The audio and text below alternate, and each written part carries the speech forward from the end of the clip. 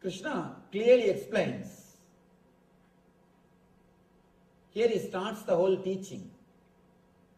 He explains clearly how we are caught in three different mental setups.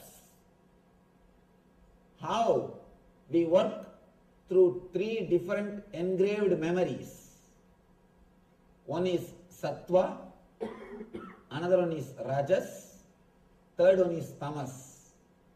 But here the translation says goodness is the word for sattva, passion is the word for rajas, ignorance is the word for tamas. No, exactly they are not equivalent words. Let me explain the concept. Understand, there is no equivalent word for it. We can't give any equivalent word. Sattva means the engrams which leads you to bliss, the engraved memories which leads you to joy, the memories which leads you to ecstasy. Rajas means the memories which leads you to restlessness, the engraved memories which leads you to sort of excitement, which leads you to work intensely and which makes you active. Third, tamas. Tamas means the engraved memories which leads you to depression, which leads you to laziness, which leads you to dullness. Engraved memories which leads to ecstasy and bliss is sattva. Engraved memories which leads you to restlessness, anger, emotional imbalance is rajas. Engraved memories which leads you to depression, dullness, low mood is tamas. Small example. You are sitting in a car and going. Somebody is driving. Slowly you are lost in thinking. After half an hour, when you are lost in thinking, suddenly you remember some person or some place who disturbs your mind. By remembering him or that place or that incident, you feel disturbed. The moment your mind feels a little disturbed, you come back to awareness. Sometimes you see, I should not think about him. Let me think of something else. Sometimes you will even speak these words out. You will even do action, small action. The person who is driving will turn and see you. What happened? What are you doing? When you are lost in thinking,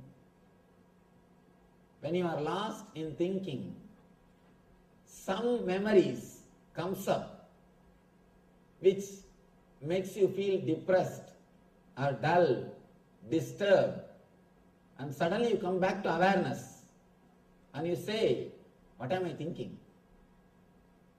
And sometimes you even loudly say this, I should not think this.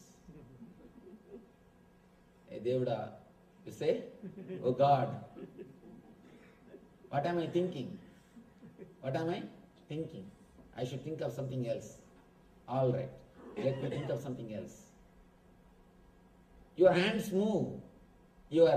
Suddenly you express some words which is not directly related to the outer incident. And the person who is driving asks what you are thinking, what you remembered. Suddenly you are mumbling some words. Suddenly you are talking something. So be very clear. The engram which automatically comes up, the engraved memory which automatically comes up. In Sanskrit we have a beautiful word, samskara, which automatically comes up and which leads you to depression or negative mood. This is called tamas. Sometime, suddenly some thought comes up in your mind. you think, I will not leave that fellow.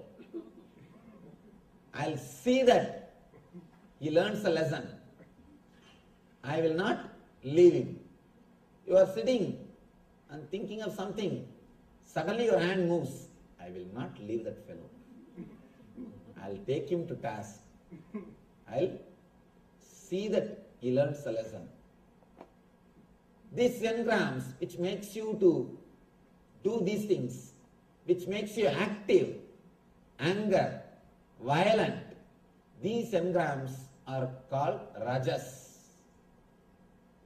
And very rarely you get sattvic engrams.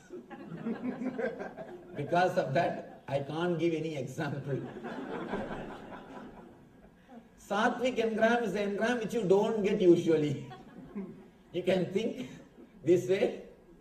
Sattvic engram is a thing which we usually don't get.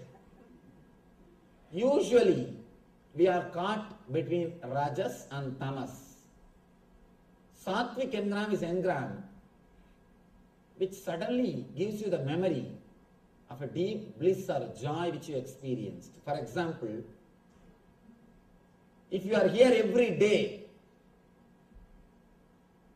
the moment it becomes 4:30, this engram comes up. Oh, yesterday it was such a wonderful discourse, so beautiful, such a nice meditation. I think today also I should go. If you are pulled, if you are made to do something good, which leads to bliss, which leads to ecstasy, which leads to peace of mind, then it is called sattvic engram, sattva. It is called engraved memories of sattva. For example, you go to Himalayas. For a few days, you experience such wonderful joy and peace. Suddenly, when you see some pictures of some hill, mountain, or when you see some movies in the TV about mountain, this Himalayas memory, it comes up. It comes up and you start thinking, I think I should go and spend 1 or 2 more months in Himalayas. The engrams which leads you to peace, to bliss, to ecstasy is called sattvic engrams. These are the 3 different types of engraved memory, samsaras, which rules your whole life. Please understand, the knowledge about this engraved memory is a basic lesson. Anybody who wants to live, he should know this science.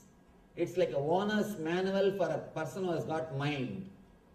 If you really have brain, all right, even brain word is not right, mind, this is owner's manual. Without owner's manual, when you use a product, either you miss the whole thing, or you miss lot of things which is available in that product. There are so many things which you can do with computer. There are hundreds of things which you can do with a calculator which you don't know. You use that calculator just for basic few purposes. Plus, minus, only for few purposes you use. And you don't use the calculator for so many different things for which it can be used. Same way, when you don't know this owner's manual for mind, Gunatraya Vibhaga Yoga, that's what Krishna calls understanding about the 3 different set of engraved memories, samskaras. When you don't understand about these 3, you miss the whole thing. Many times you miss the whole thing. Or you miss so many different things which can be done with that product. So many different things which can be done with that product. You can do so much with your mind. You don't do. Either you miss or miss when you don't know, when you don't have the owner's manual. Here, this is owner's manual for mind. We may ask, why should we know about the samskaras? Really, what is the use? What way are they going to help us? First thing, samskaras are not dead memories. Again, we don't have an equivalent word for samskara in English. If you have to enjoy Shakespeare, you have to go to the original language. His language, not even today's English. You have to go to his language. Same way, if you have to understand the great truths, you must know at least a little bit of Sanskrit. Samskara is not engraved memory.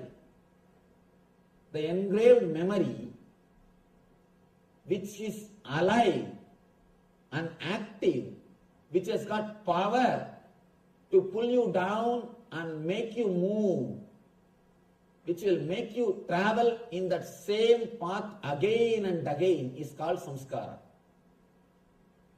Usually the word memory is understood as a dead record.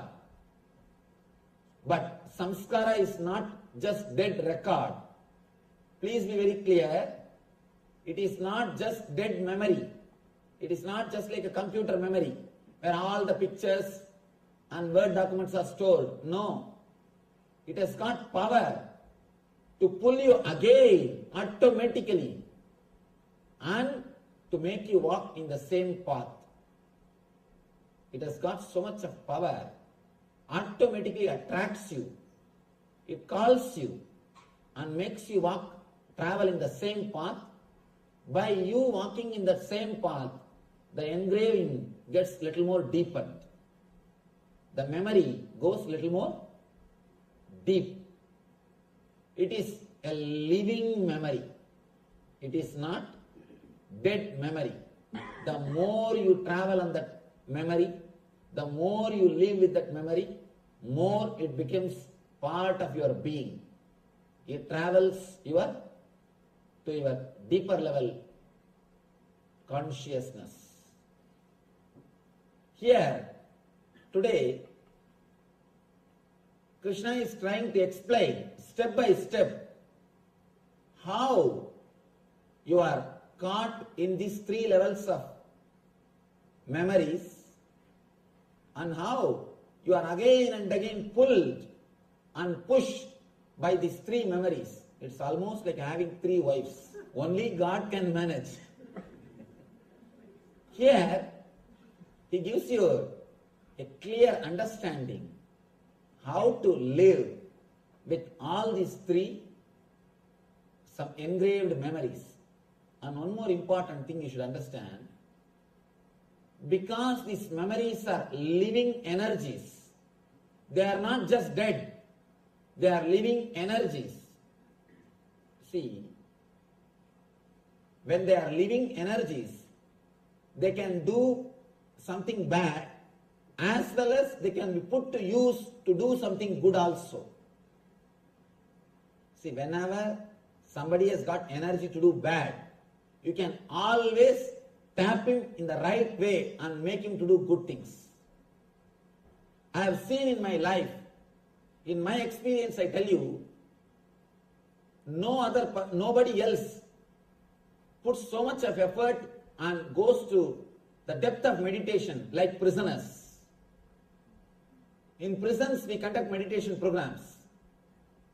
I have seen they go to such a depth, they are so involved, and compared to prisoners, outsiders just do the meditation as so, that's all.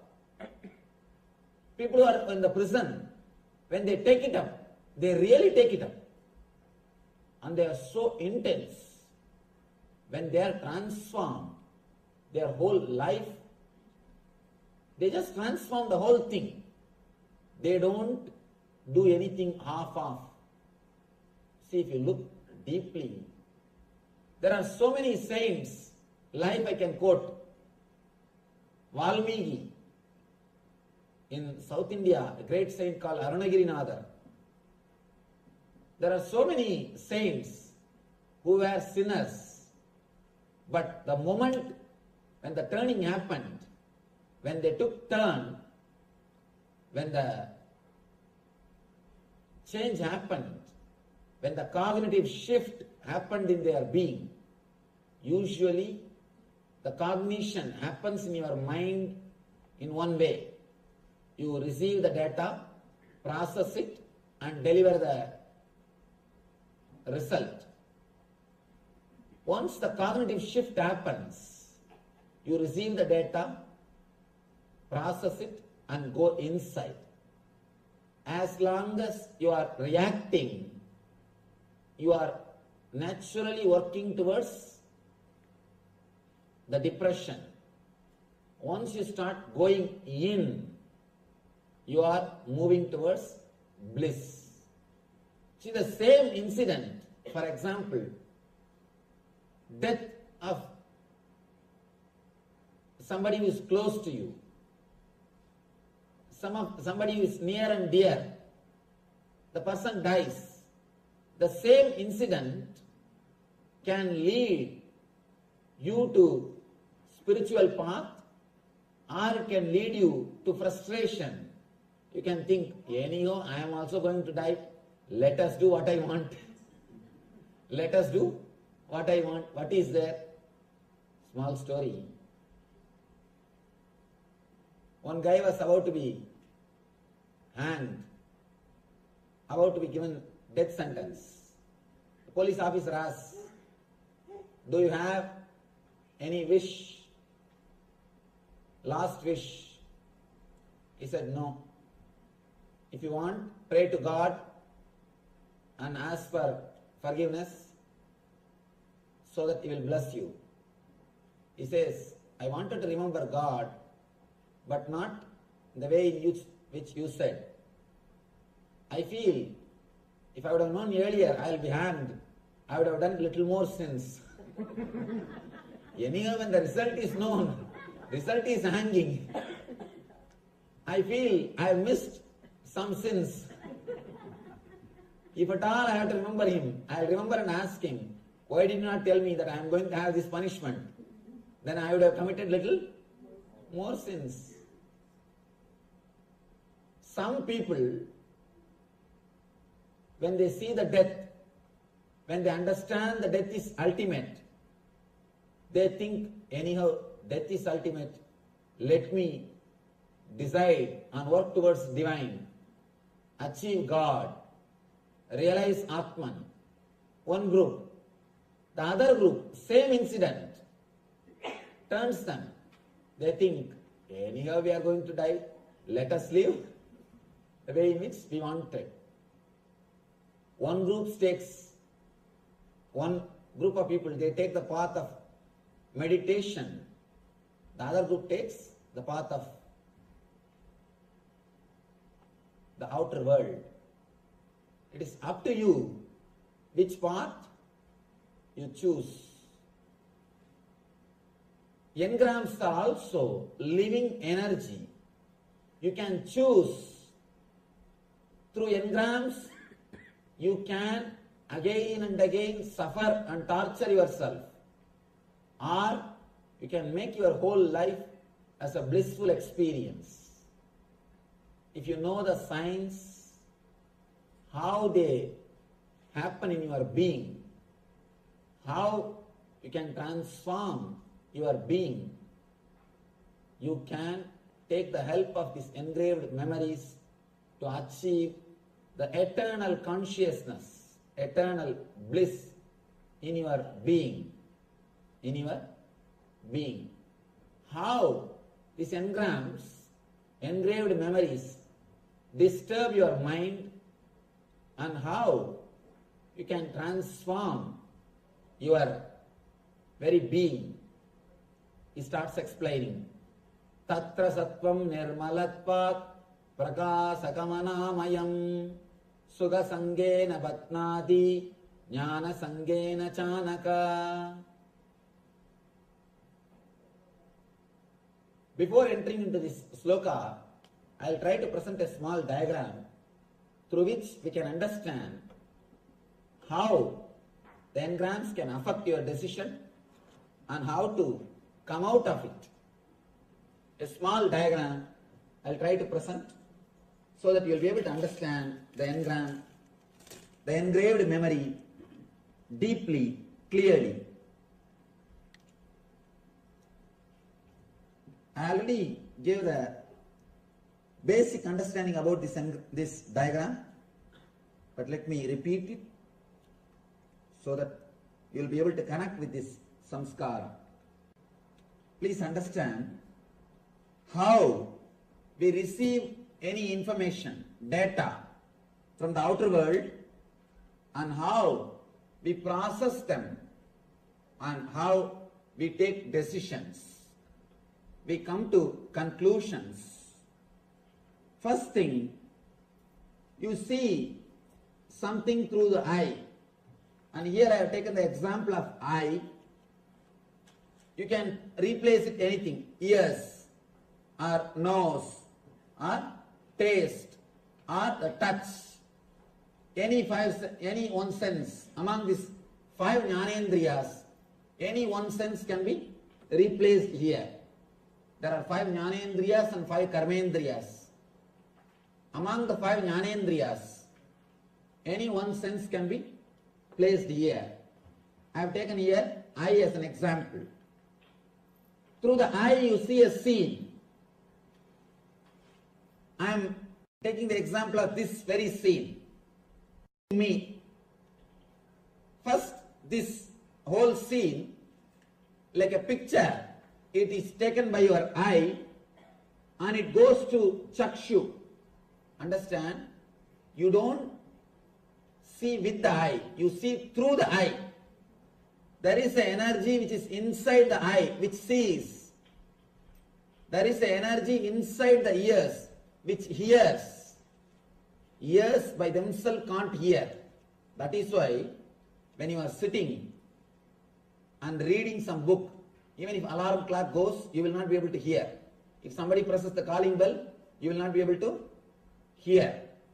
You will not be able to hear that sound.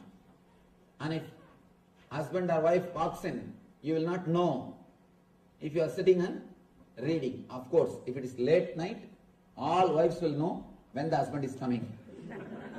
Sneaking inside the house. Small story. This guy wants to go to police station. This guy goes to police station to see a thief who came into his house last night and took all the money. The police officer says, no, you can meet him only in the court. In the court you can say whatever you want to say. Here you can't talk to him. He says, no, just I wanted to learn, how did he enter the house without waking up my wife? I am trying for so many years to do this. I am not able to do. How this guy did, this guy did, just I wanted to know that. Anyhow, there is something inside your eyes which sees. That is what we call chakshu. See, the whole scene is converted into a file with which you can do the process like a digital signal processor in computer. The software language, the chakshu is almost like a digital signal processor. If you have to work on anything, whether it is a sound or a light or a photograph, first it has to be converted into a digital file. So in computer, first thing, whether it is a photograph or it is an audio file, it will be converted into digital file. Same way, in your system, whatever you see or hear, the whole thing will be converted. Whole thing will be converted into a biosignal file. Just like a digital file, it will be converted. The conversion happens in this chakshu area only. Then the file starts moving step by step. File goes to chitta. Please understand, if you understand this one thing, the whole life can be transformed. You know where you are where you are reacting, how we are reacting, and how we make big decisions with our assumptions and suffer. Just like if you remember the first story, without thinking, just by imagining, maybe it must be some liquor, and you just put the finger in your mouth. How we do that mistakes, we can understand if you understand this one diagram. The file goes to chitta. Chitta means memory. The place where all the past memories are collected. Of course, all these places are related to memories only. This is the one part where the work of excluding happens. When the file reaches this place, the excluding process starts here. Na iti, na iti. This is not, this is not. Neti, neti happens in this area. Your chitta starts seeing this file. I am taking the example of this scene which you are seeing now. First you are seeing me. The whole scene is photographed and goes here. It becomes a biosignal file. The file is taken to chitta. Chitta says, this is not a tree. This is not an animal. This is not a plant. This is not this. This is not that. That excluding process happens in this area. Then the file goes to the mind. Mind tries to identify. This is a human being. He is wearing saffron robe. He is standing in the stage. The identification process, iti, iti, this is it, this is it. That process happens in the mind. Here neti, neti, here iti, iti. This is not happens in chitta.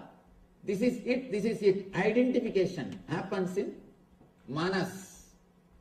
Then the whole file goes to buddhi. Buddhi is the place where the whole trouble starts. And here the analysis starts. What way I am related to this file? What way I am related to this scene? What way I should respond to this scene? According to the buddhi, if your past memories with me, if they are good, immediately you refer. What happened with yesterday lecture? What happened with earlier when I met this type of situations? You see, if your buddhi refers with the past memory, and it will decide if the past experiences with me, if it was pleasant, then you decide, let me stay and listen. If the past experiences are not pleasant, if you felt boring, then you say, this is not the place for me, let me go. If you take like a straight decision, then it's okay. But the problem is, if you had some problem with some other person who was wearing the saffron robe, that engram will be there. You will not even bother who is this person. You will just bring that to your memory. No, with that Swami I suffered like this. With this Swami I suffered like that. You will just bring a generalized memory and you will decide based on your past collected samskaras. That is where you start making the trouble. You start creating trouble. When decisions are taken with a straight understanding, no problem. But most of the time, you collect and connect the engrams which are not directly related to each other. Which are not directly related to each other. For example, if you see somebody wearing white dress, if you are hurt by somebody who was wearing white dress, The moment you see that white dress, even if you don't want, that memory will come back. That memory will come back. For example, if you are abused or disrespected in a house or in a place, next time when you cross that place, when you go to that house, even if that person is not there, automatically the memory will come up and you will have that same feeling. You will have that same depressed mood. You will have that same low mood.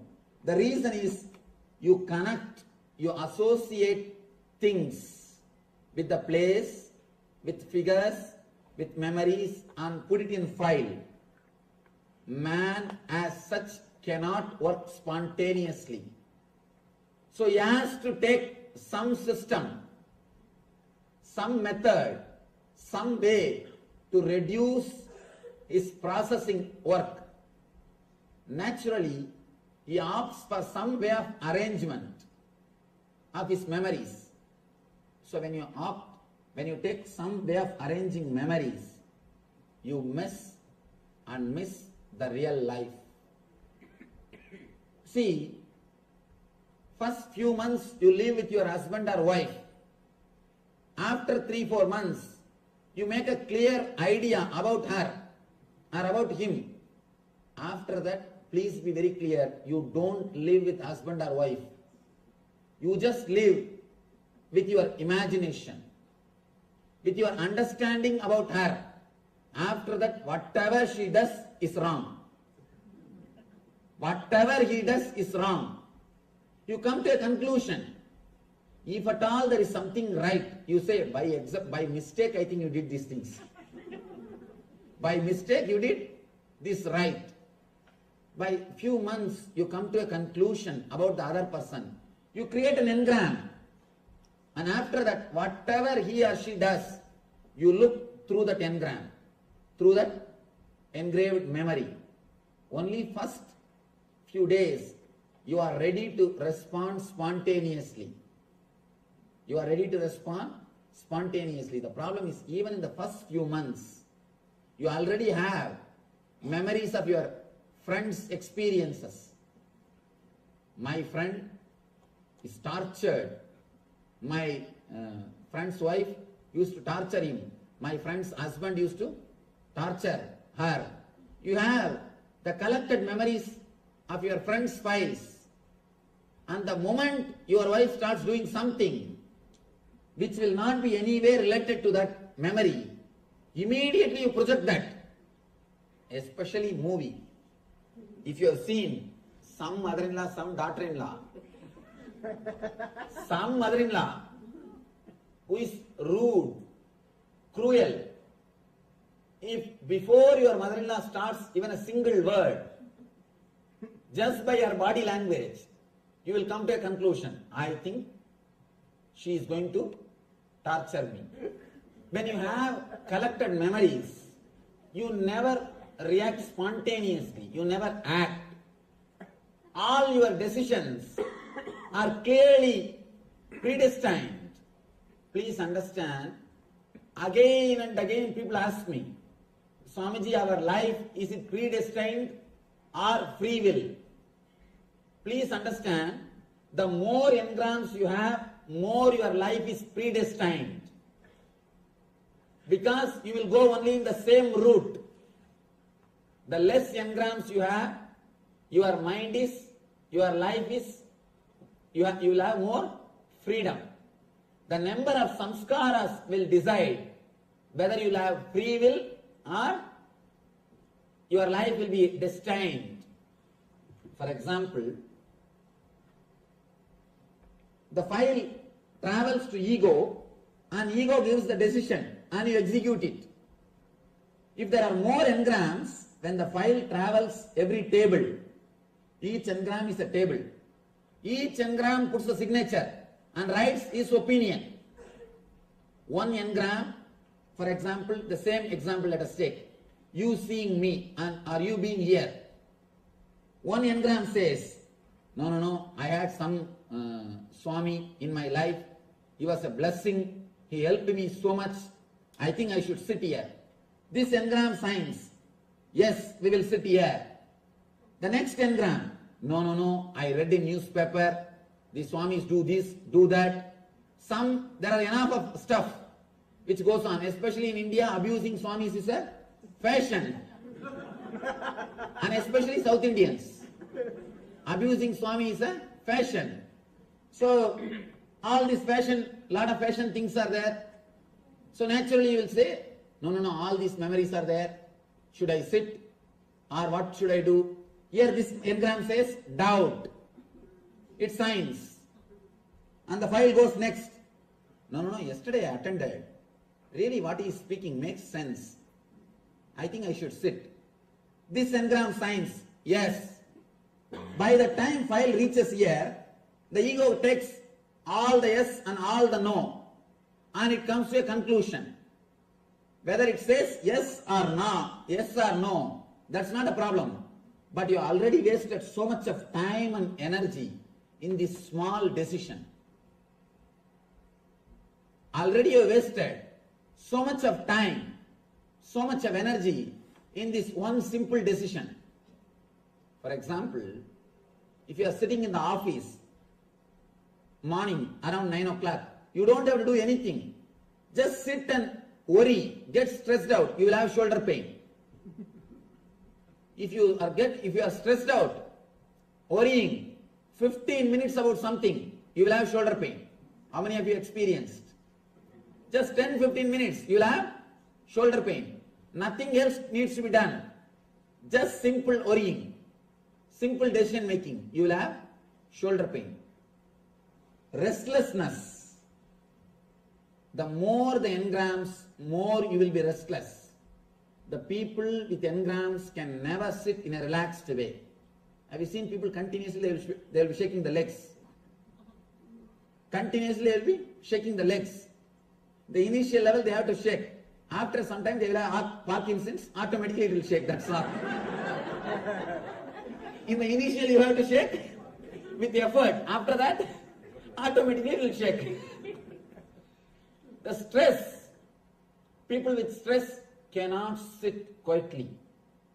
So much of physical movement, so much of physical restlessness, because too many decisions are happening inside their unconscious.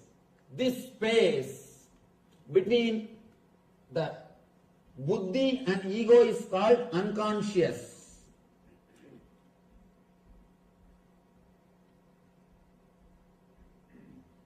This space is called unconscious.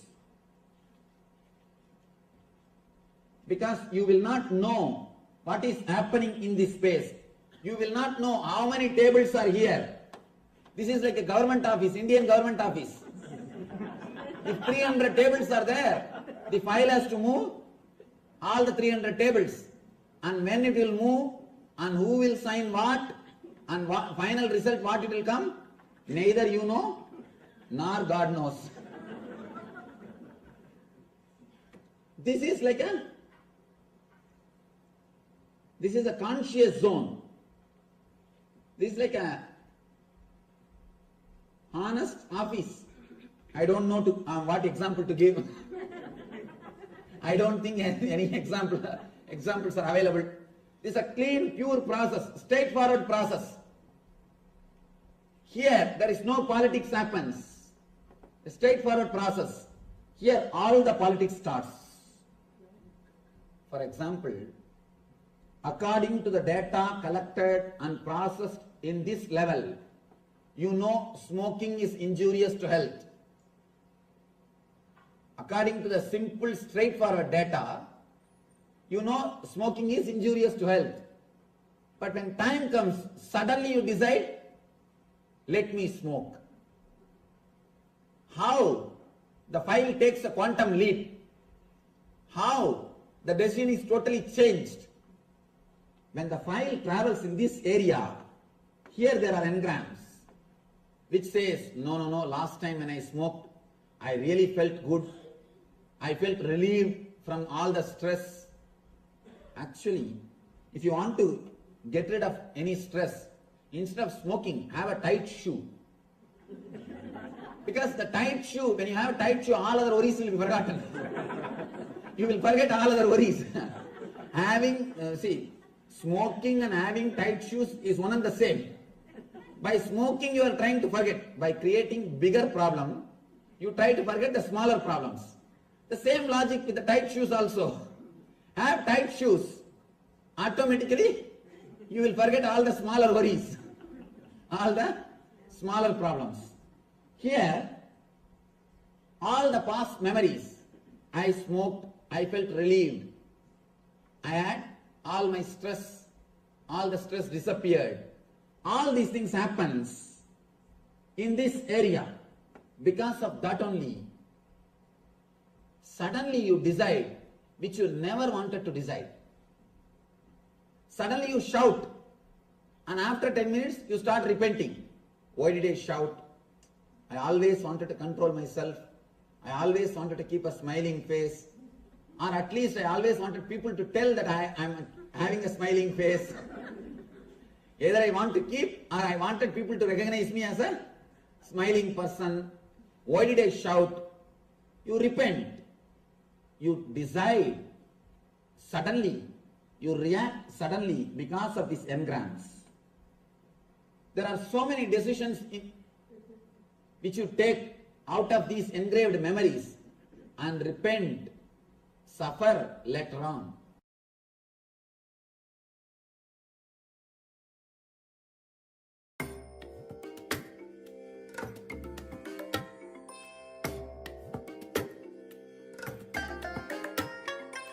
I bless you all.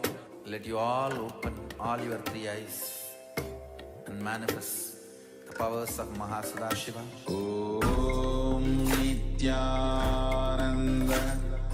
Paramashivoham. Om Nityananda Paramashivoham. Om Nityananda Paramashivoham. Om Nityananda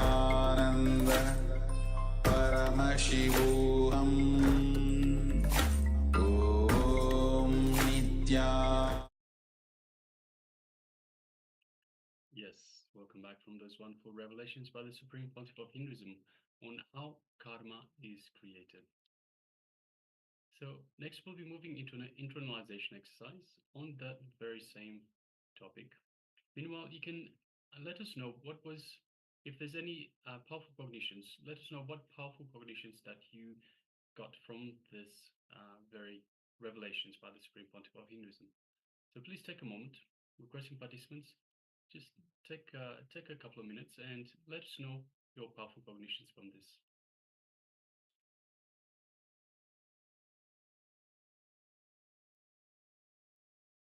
So aren't you beautifully mentioned earlier today that if you just receive powerful cognitions, but you don't record them, you don't put them to use, then they will just disappear. You will just simply forget these powerful cognitions, and it will be almost like you didn't receive them in the first place. So now, just requesting participants, as I've requested at the start of the program, always have a pad, a notepad, and a pen with you, and note down every powerful cognition that you receive. Every cognition that makes you click, everything that makes you go, aha, that's how it fits in. How so much it says about the jigsaw puzzle. So suddenly it fits in perfectly, and it makes sense. So these are the powerful cognitions. And by writing down the powerful cognitions and reviewing these powerful cognitions from time to time, again and again, keeps them fresh in your mind. And more than that, you need to apply these powerful cognitions in your life. You need to apply these powerful cognitions to make them part of your lifestyle. Then you will see a real change in your life. So just requesting everyone, just take a few minutes, a few moments, and write down some powerful cognitions that you received from this revelations by the Supreme Pontiff of Hinduism.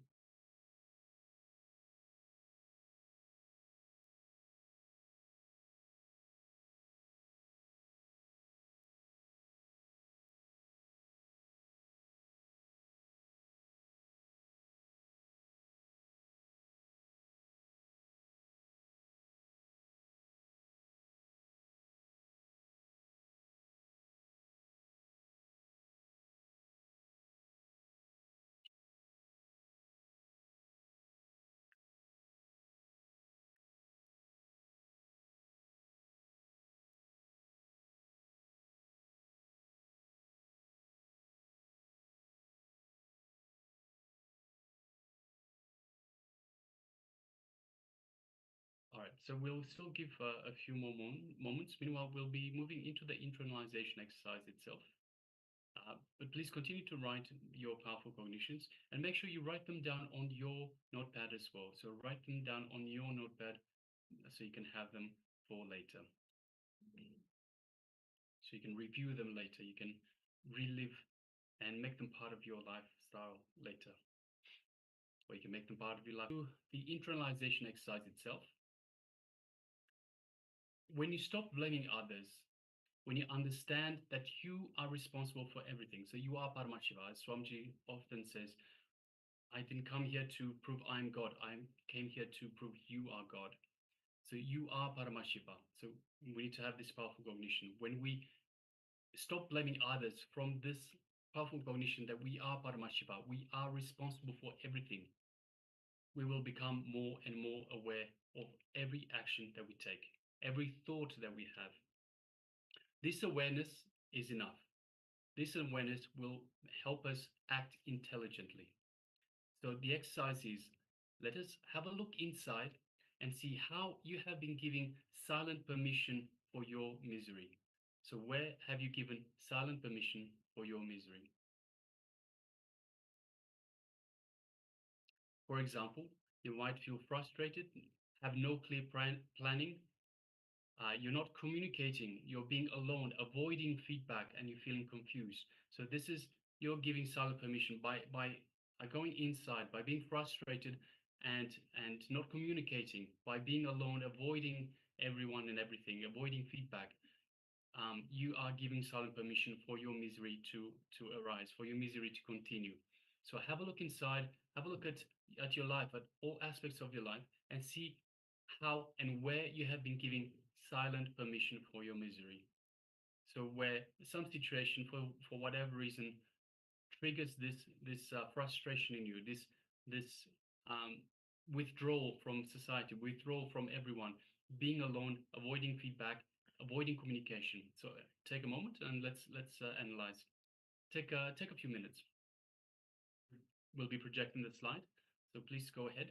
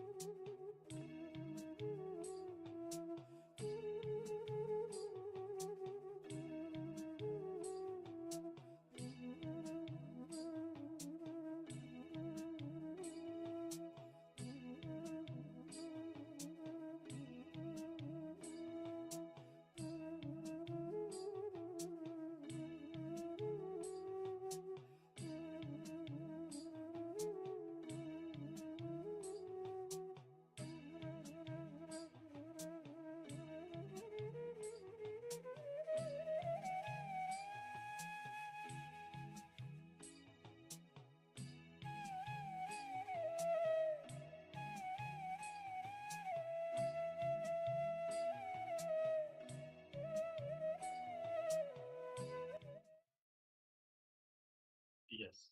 Now relax.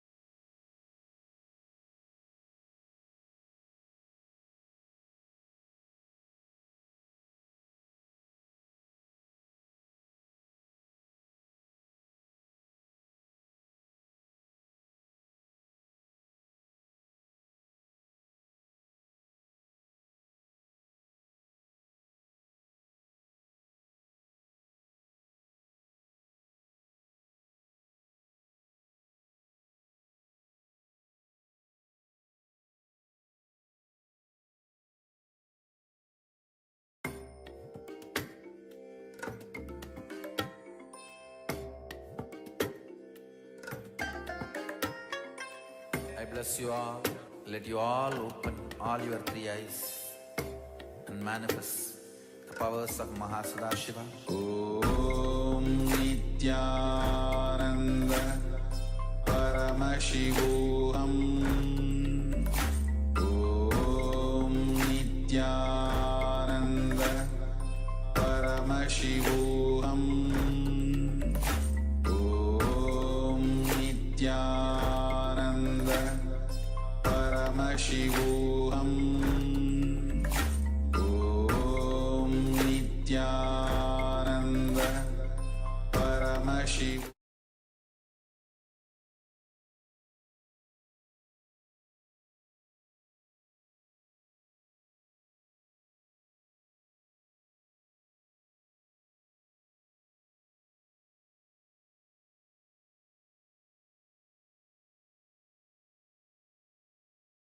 Paramashivoham.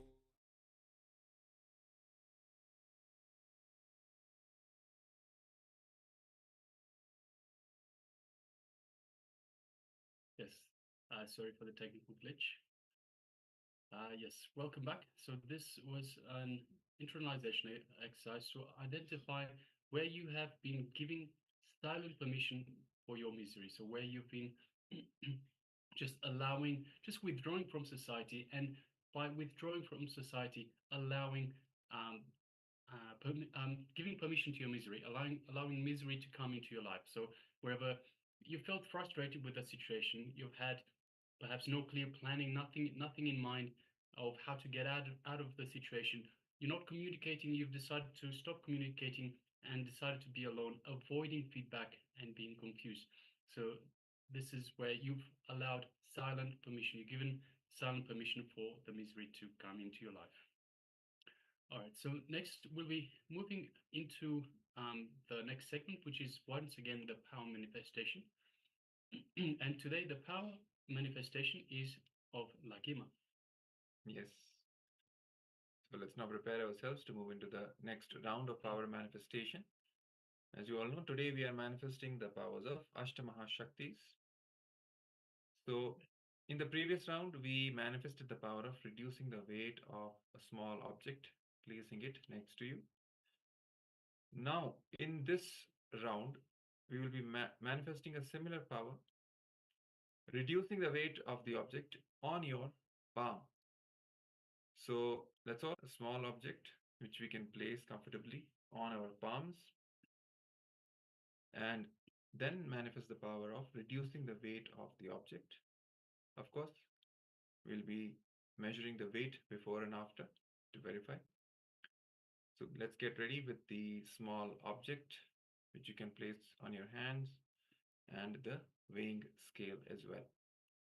And once again, requesting participants, please make sure you record the entire power manifestation. So record from the measuring of the weight of the initial object, the initial weighing of the object, to the power manifestation, to the second weighing of the object itself. So requesting participants, please take a recording of the entire process, so that way we can have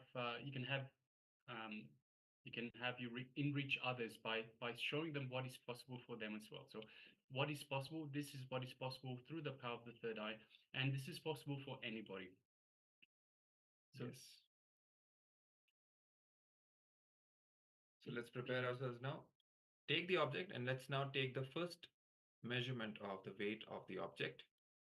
Let's take 1 or 2 minutes and take the initial measurement. You can use a weighing scale. If you don't have a weighing scale, you can use the weighing scale estimator app on the mobile phones. So let's quickly take the first measurement and then we will start the power manifestation.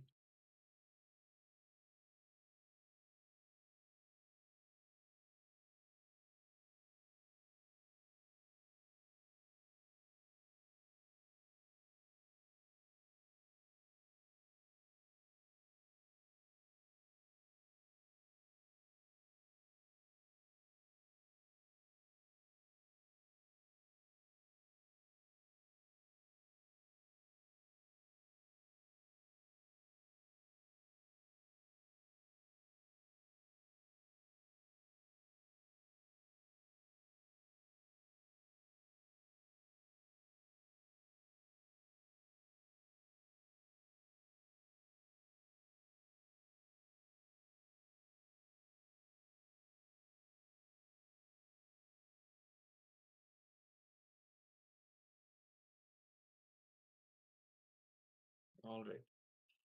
So hopefully you've all taken the initial measurements, the initial measurement of the weight of the object. Now note this weight, note down this weight somewhere. And let's get ready for the power manifestation. Now place this object on the palm of your hand. Keep the palm horizontal and put the object comfortably on the hand.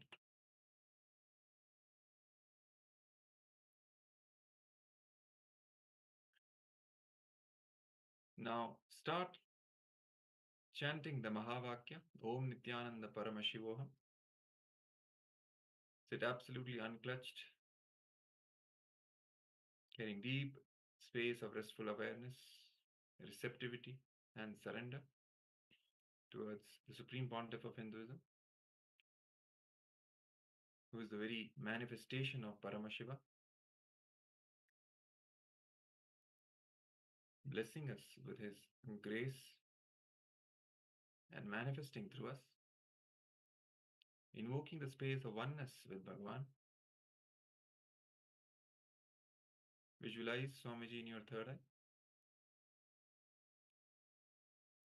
Now, from the space of oneness, look at the object with your third eye and give a command for the weight of the object to reduce. And throughout the manifestation, hold the space for the weight of the object to reduce.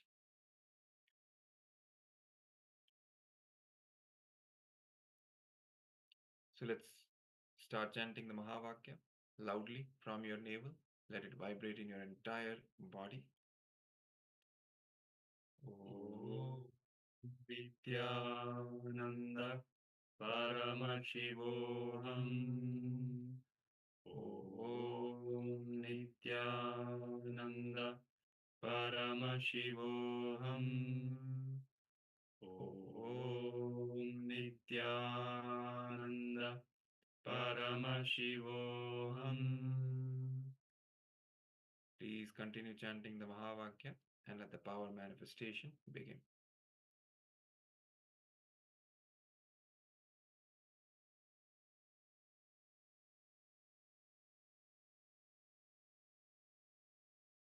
Om Nityananda Paramashivoham. Om Nityananda Paramashivoham. Om Nityananda Paramashivoham. Om Nityananda Paramashivoham. Om Nityananda Paramashivoham. Om Nityananda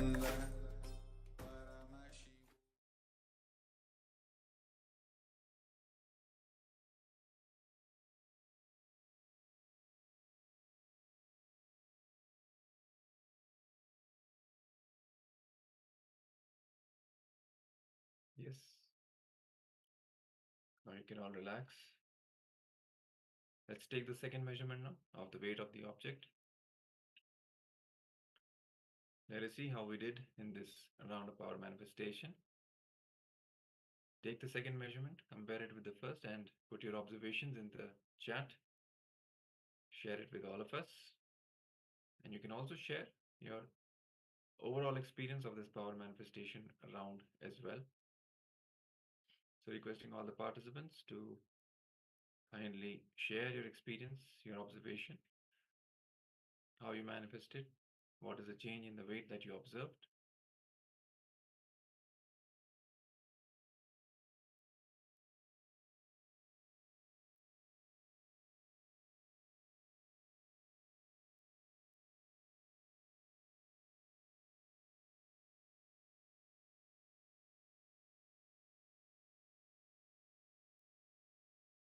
Yes, and also requesting the participants that have got the camera switched on, but they're not in front of the camera. So we have Ma Ananda Lakshmi, Ma Kaylee Wang, Ma Lichika. Actually, Ma Lichika, your screen is totally black. And Lu Ki Aya, requesting everyone to please be in front of the camera. And also Ma Shu Wei Ping and Ma Suganyana, requesting you to please switch on your cameras and be available for the program.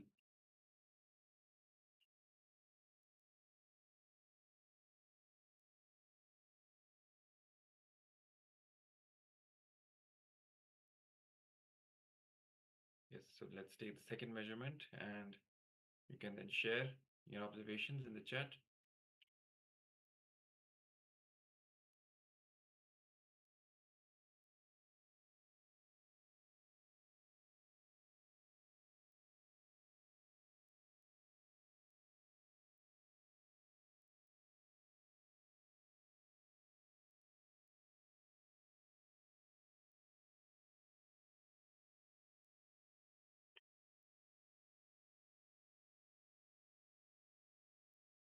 So Ananda Godarupani shares, is that 12 something grams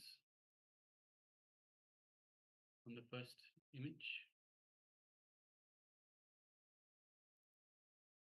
And 11 grams, I think those are grams, yes, Ma? So it looks like I went down from 12 grams to 11 grams, is that correct, Ma?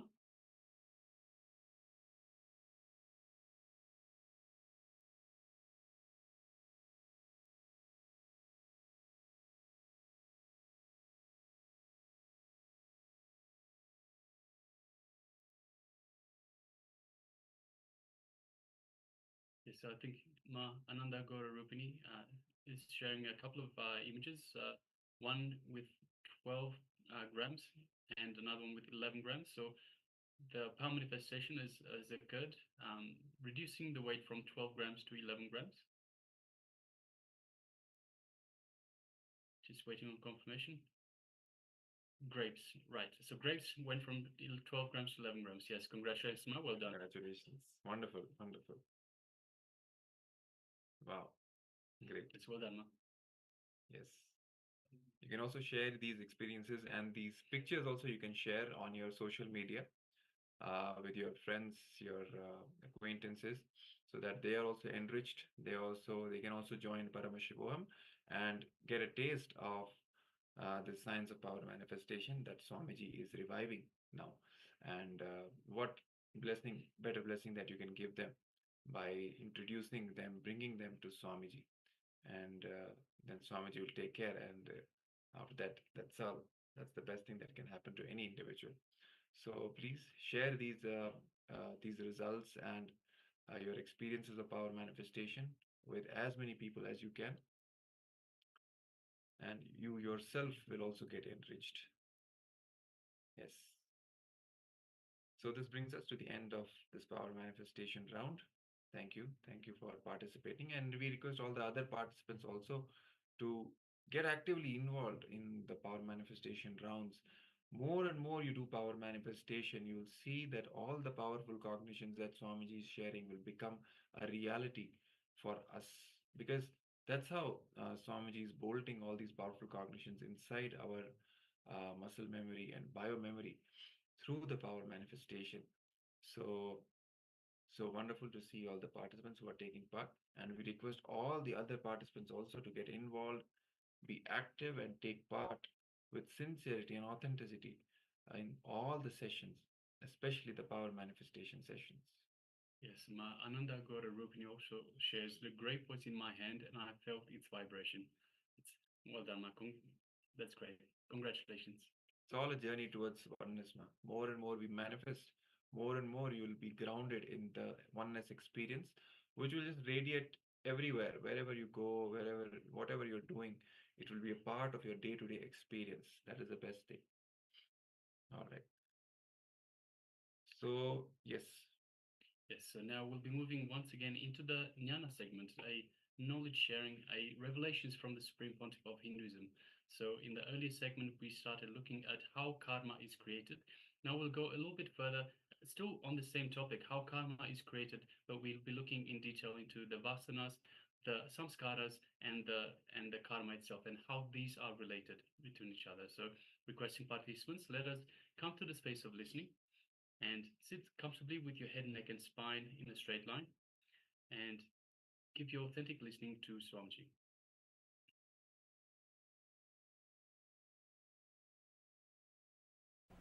Welcome you all with my love and respect.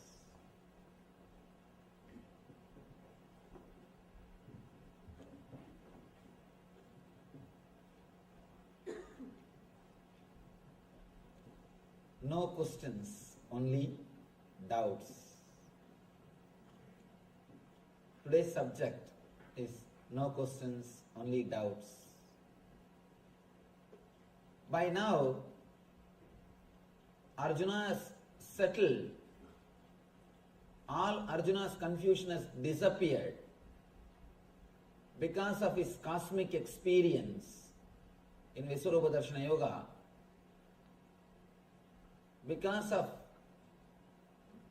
the first-hand spiritual experience, all the doubts of Arjuna has disappeared. He achieved the depth, he achieved clear understanding, you can say he achieved the intensity. He has achieved the intensity of spiritual experience. Now, he's a new person. No more just intellectual doubts.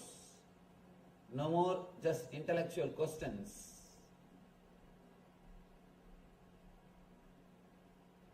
Now he is coming to a point where he is totally ready to receive Krishna. Understand? As long as you have question, you will not receive the answer. Question is just defending yourself, defending your prejudice, defending your understanding. Doubt means person who is ready to digest the master, who is ready to receive the master, who is ready to imbibe the master. Whatever words comes out of him is doubt. Doubt makes master to express himself. Question makes master to close himself. Question is violence. Of course, almost all questions are violent. Please be very clear.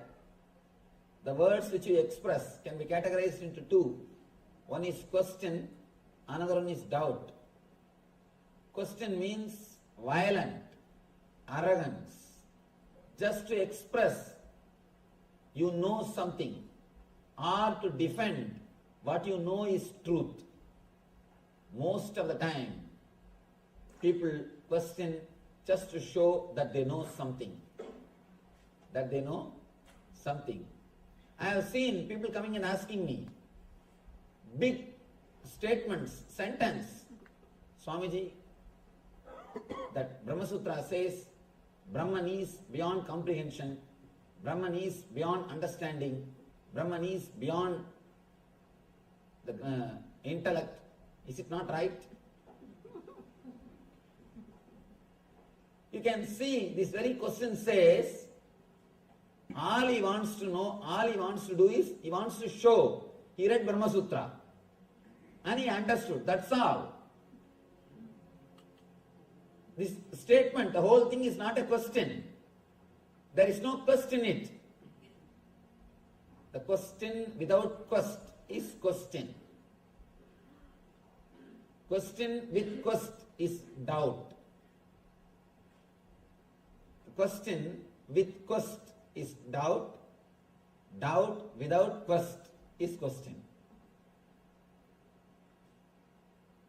Now Arjuna has come to a understanding. Because of his first-hand experience, he has come to the level of doubt. No more questions. He is not asking what is more beneficial for me. All that calculation has disappeared. The accounts has disappeared. He is not asking anymore what is best for me. Or he is not asking what is this kim tat brahma kimatyatmam kim karma purushottama. He is playing with words. He is just showing what he knows in the earlier chapters. Now, no more questions. This whole chapter, Arjuna is silent. Please understand, in the first chapter, whole chapter, Krishna is silent. The first chapter, whole chapter, Krishna is silent. Arjuna goes on and on and on, quoting all the dharmas, quoting all the traditional subjects. Always, when a masters land on the planet Earth, this problem happens. Especially, see, innocent disciple is 1,000 times better than ignorant disciple. Small story. One guy goes to a music teacher and says, Master, I learnt music 4 years. Now I want to learn from you. How many years it will take? He says, it will take 6 years. Next guy comes, Master, I learnt music for 2 years. How many years it will take for me? He says, maybe 2 years. Third guy comes, Master, I have not learnt anything. I am fresh. How many years it will take for me? He says, no time. Simply you will pick up from me directly. You will directly imbibe me. You will just take me in your being. The big problem is, if you have learnt already, you need to do first thing, unconditioning or deconditioning. Here, whenever the masters land, they bring the same Shastra but with life. But what we read in books is just words. The same word, if you read in books, it will not give you any transformation. Let me be very clear, even my books,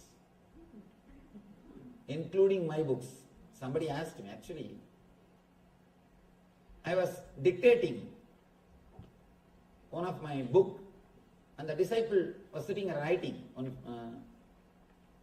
person who is helping me, he was sitting and writing. Suddenly in one spot he stopped me. Swamiji, please tell that statement clearly, I am not able to understand. I gave that statement clearly.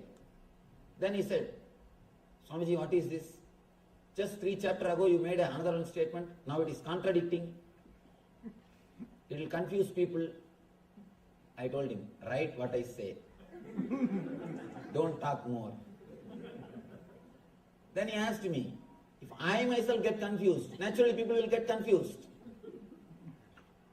Then I have to tell the truth. What for you think I am writing books? To tell you honestly, let me be very clear. Books are just to create little confusion so that you will start searching. You will start seeking the truth in reality. No book can give you the truth. Books are created just to create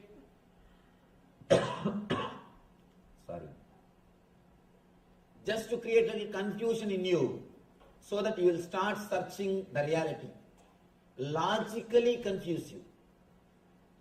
Books are techniques to logically confuse you. If you honestly, intensely read Gita from first chapter to last chapter, simply you will be confused. If you are not confused, be very clear, you are not read properly. No book can give you the truth.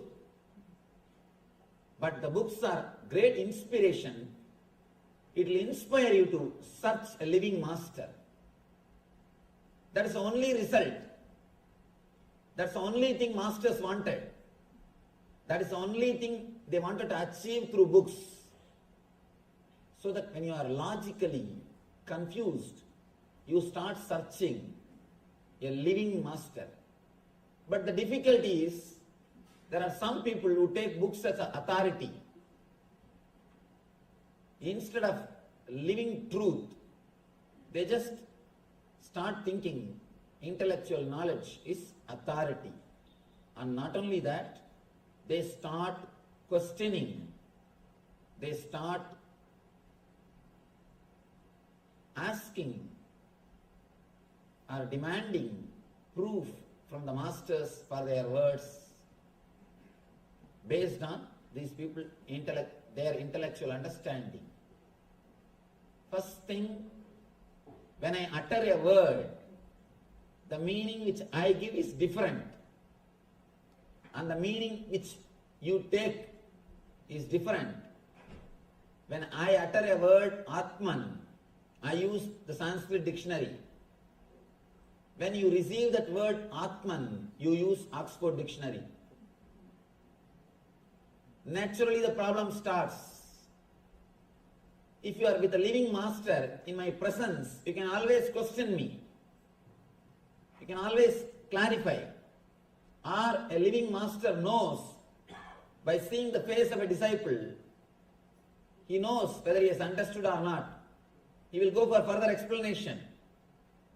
Things can be much more clear, straight.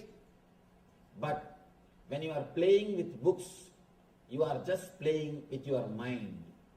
That is why people feel more comfortable with books than going and meeting a living master. Please understand, you are seeking, your spiritual seeking, whether it is a real seeking or just a game, how to measure. This is the scale. If you feel comfortable just playing with books and old masters' photographs, be very clear, your seeking is pseudo. Just time pass, good entertainment. Good entertainment. Sometimes you feel guilty, whole day sitting in front of TV, whole day doing something worldly. Especially Indians, from the young age somehow they are taught, always you should not be engaged in sense enjoyments. You should search a little bit of spirituality. So once in a while you get some book, some old master's photograph, and you try to play with both of them. Be very clear, it is pseudo. If you are honest, intense, you will feel deeply connected or more in tune, feel happy, feel settled with a living master. Find out whether your search is honest search or just entertainment. That's the first thing we need to do. Here, Arjuna has come to a level of maturity where no more intellectual questions, only doubts. Doubts are really great. Doubts are just a clear sign. You express, I am here to receive you. You put a big green signal. Doubts are green signals. Questions are red signal. With question, you just defend the master. You tell him, stop. enough what you are speaking. First, reply for this. You try to bring the old intellectual words to defend the living energy. One more thing, when we can't practice, again, we question the authority of a person who is speaking. Here, Arjuna did everything. First, in the second chapter itself, the moment Krishna started speaking about the Atman, Nainam Chindanti Sastran, Nainam Dagati Pavakaha, immediately Arjuna is asking, Sthita Prajnasya Kavasha. How an enlightened man will speak? Tell me the truth. What for he is asking? He wants to measure. With that scale, he wants to measure the Krishna, whether he is enlightened or not. It starts with violence, with questions, slowly.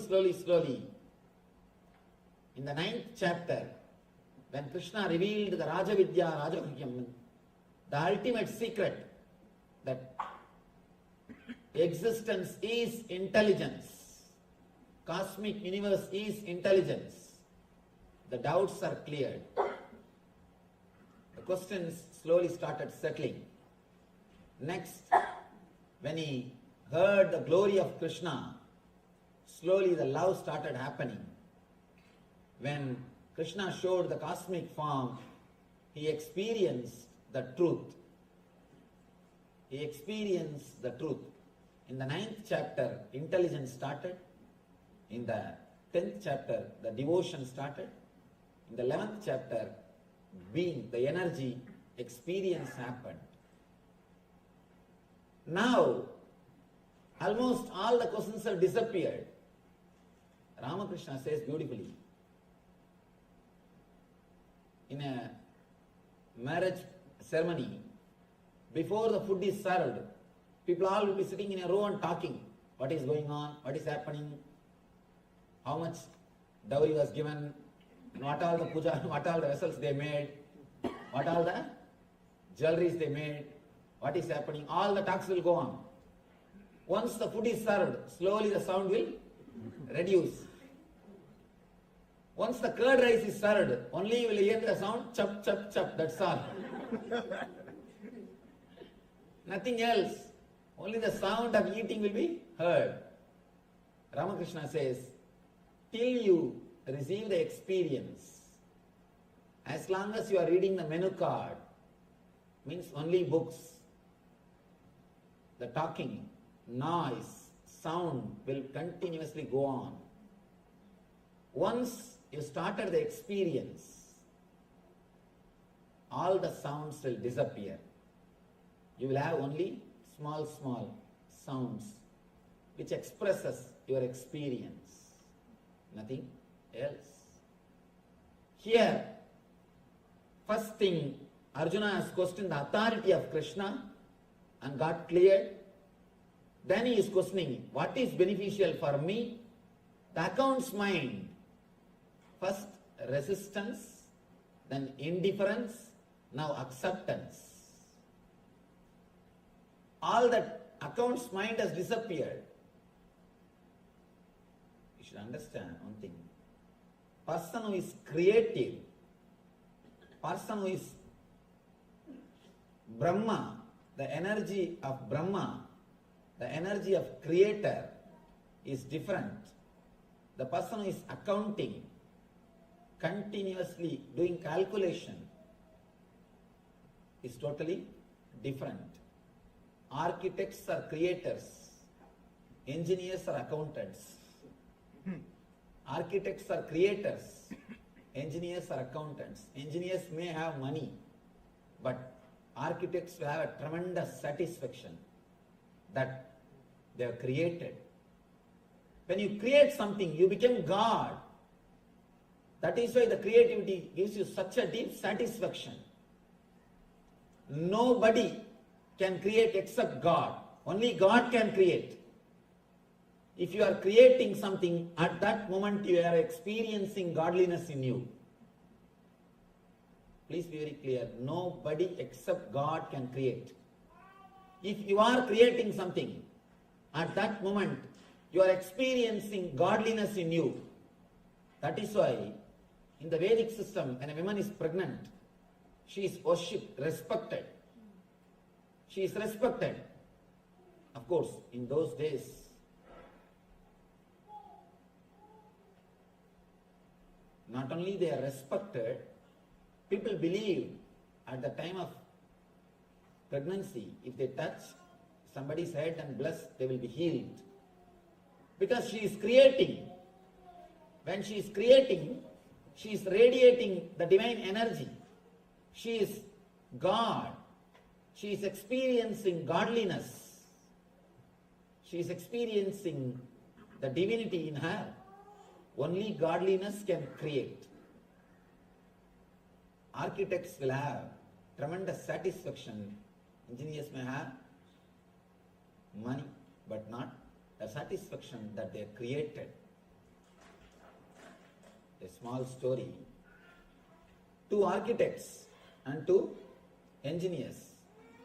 Both of them are traveling from Bangalore to Delhi.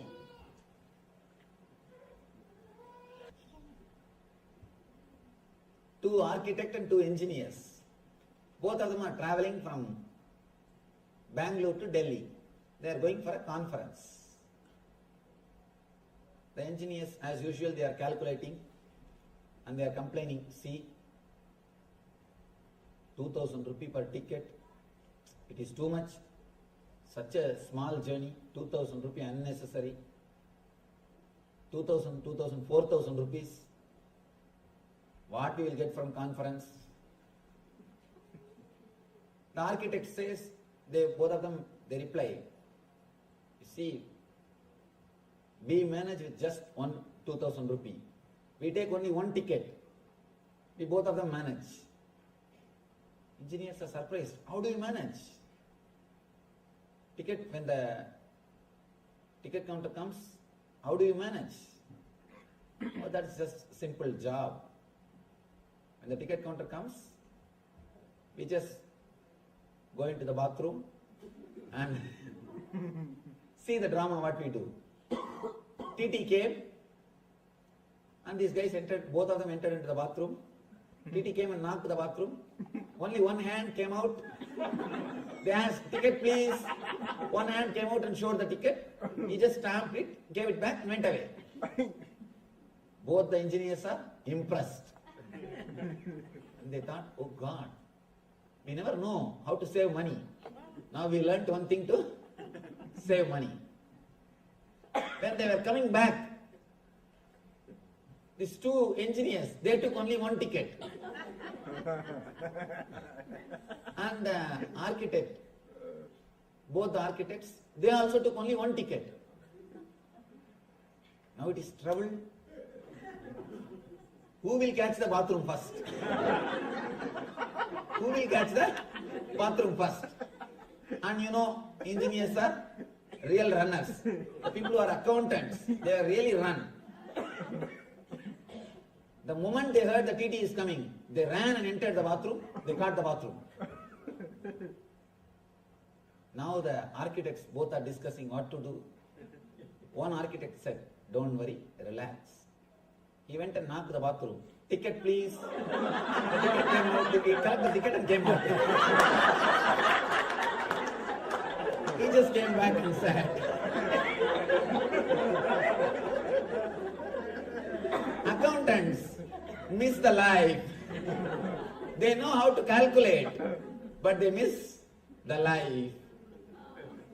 When you calculate, sometimes you miss the reality.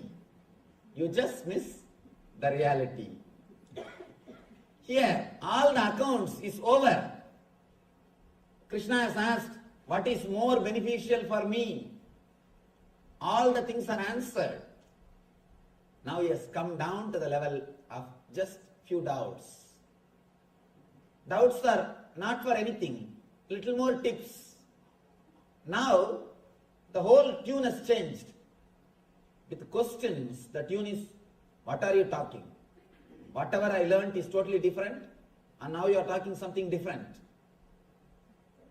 All that violence has disappeared. Now Arjuna has come to the level, he says, yes master, I know the whole thing. Please give me some more tips. How I can imbibe you. Please tell me something if you have forgotten. If you have forgotten something to tell. If you have something more, please tell me. I will be happy to receive those messages also. I will be happy to receive them also. Throughout this chapter, he is silent.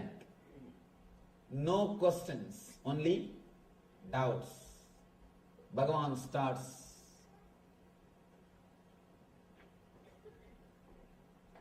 Sri Bhagavan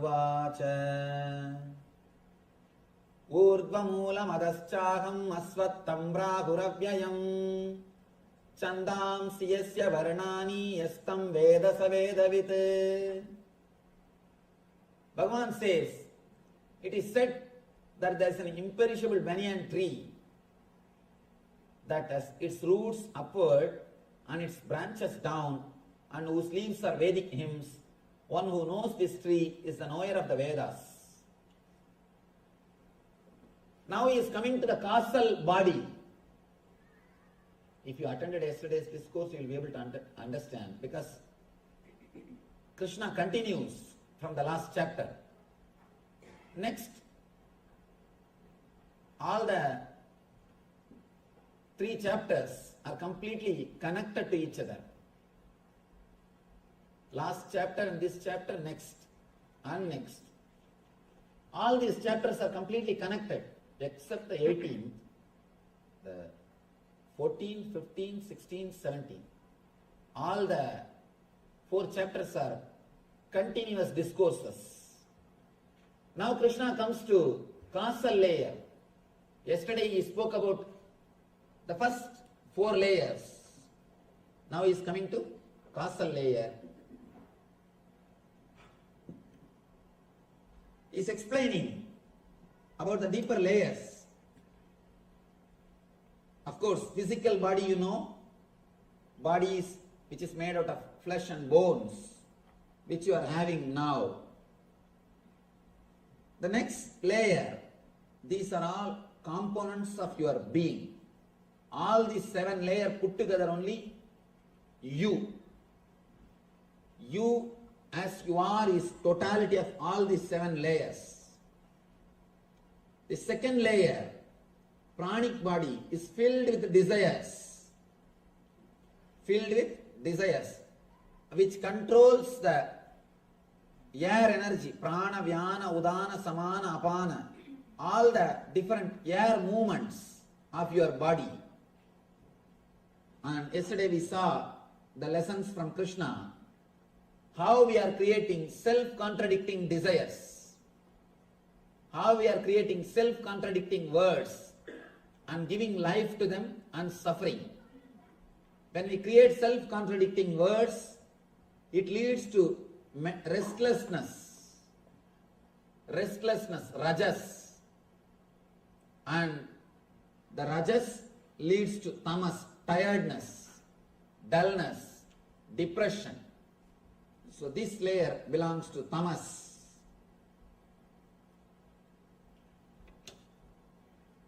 The second level,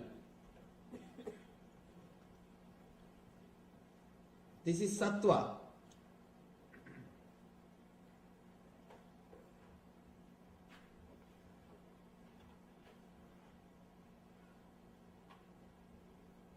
This third level is rajas, restlessness.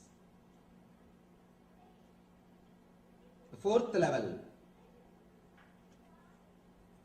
is tamas.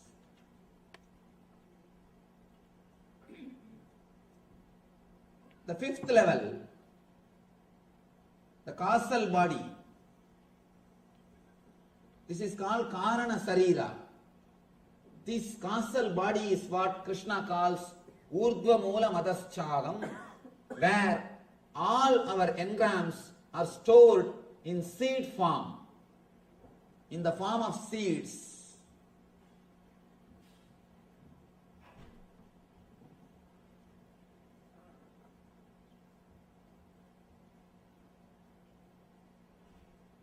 Every day,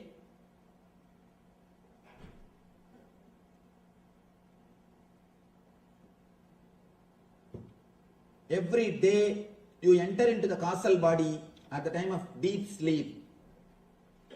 When you sleep, when you fall asleep beyond dreams, not when you dream, when you fall asleep beyond dreams, at that moment you fall into the causal body, the fifth layer of your being. When you come out, all those engraved memories comes out, your whole world is created. Every day you merge in this layer and come out of that layer. Now, Krishna is explaining the secrets related to that layer. Yesterday he spoke about the secrets related to these three layers. How we are disturbing our desire energy. Understand? Desire is pure energy. You create troubles only by creating self-contradicting thoughts. If you don't have self-contradicting thoughts, all your desires will lead you to deep fulfillment. Desire is energy. Yesterday, Krishna spoke how the energy can be used properly, how we are abusing it, how it can be used. Next, how we fall into restlessness by abusing it. Third, even after the restlessness, if you are not correcting your mistakes, if you are not clearing the self-contradicting desires, you fall into tiredness. It's like a one-side fire. You are creating fire and the pressure cooker is there. Inside the cooker, the steam is getting, and the pressure is getting developed. Other side, you put a weight and try to seal it. Naturally, it will bust. Same way, even after the restlessness, if you don't clear the desire energy, or if you don't clear the self-contradicting thoughts which you are creating in you, you will fall into the depression, tamas. He gave the small, simple advice, techniques to clear ourselves and not to fall in that tree, not to be disturbed by that tree. Next, he goes to the causal body where we store all our engraved memories. He explains the secrets of this body, because even if you go beyond these three gunas, sattva, rajas, tamas, if you don't destroy these engraved memories, the bija samskaras, the samskaras in the form of a seed, you will take birth again and again. So here he gives the technique. He explains how to go beyond the samskara, engrams, which is in the seed form. It may not express in you, but it will be there in the seed form. When time comes, suddenly it will come out.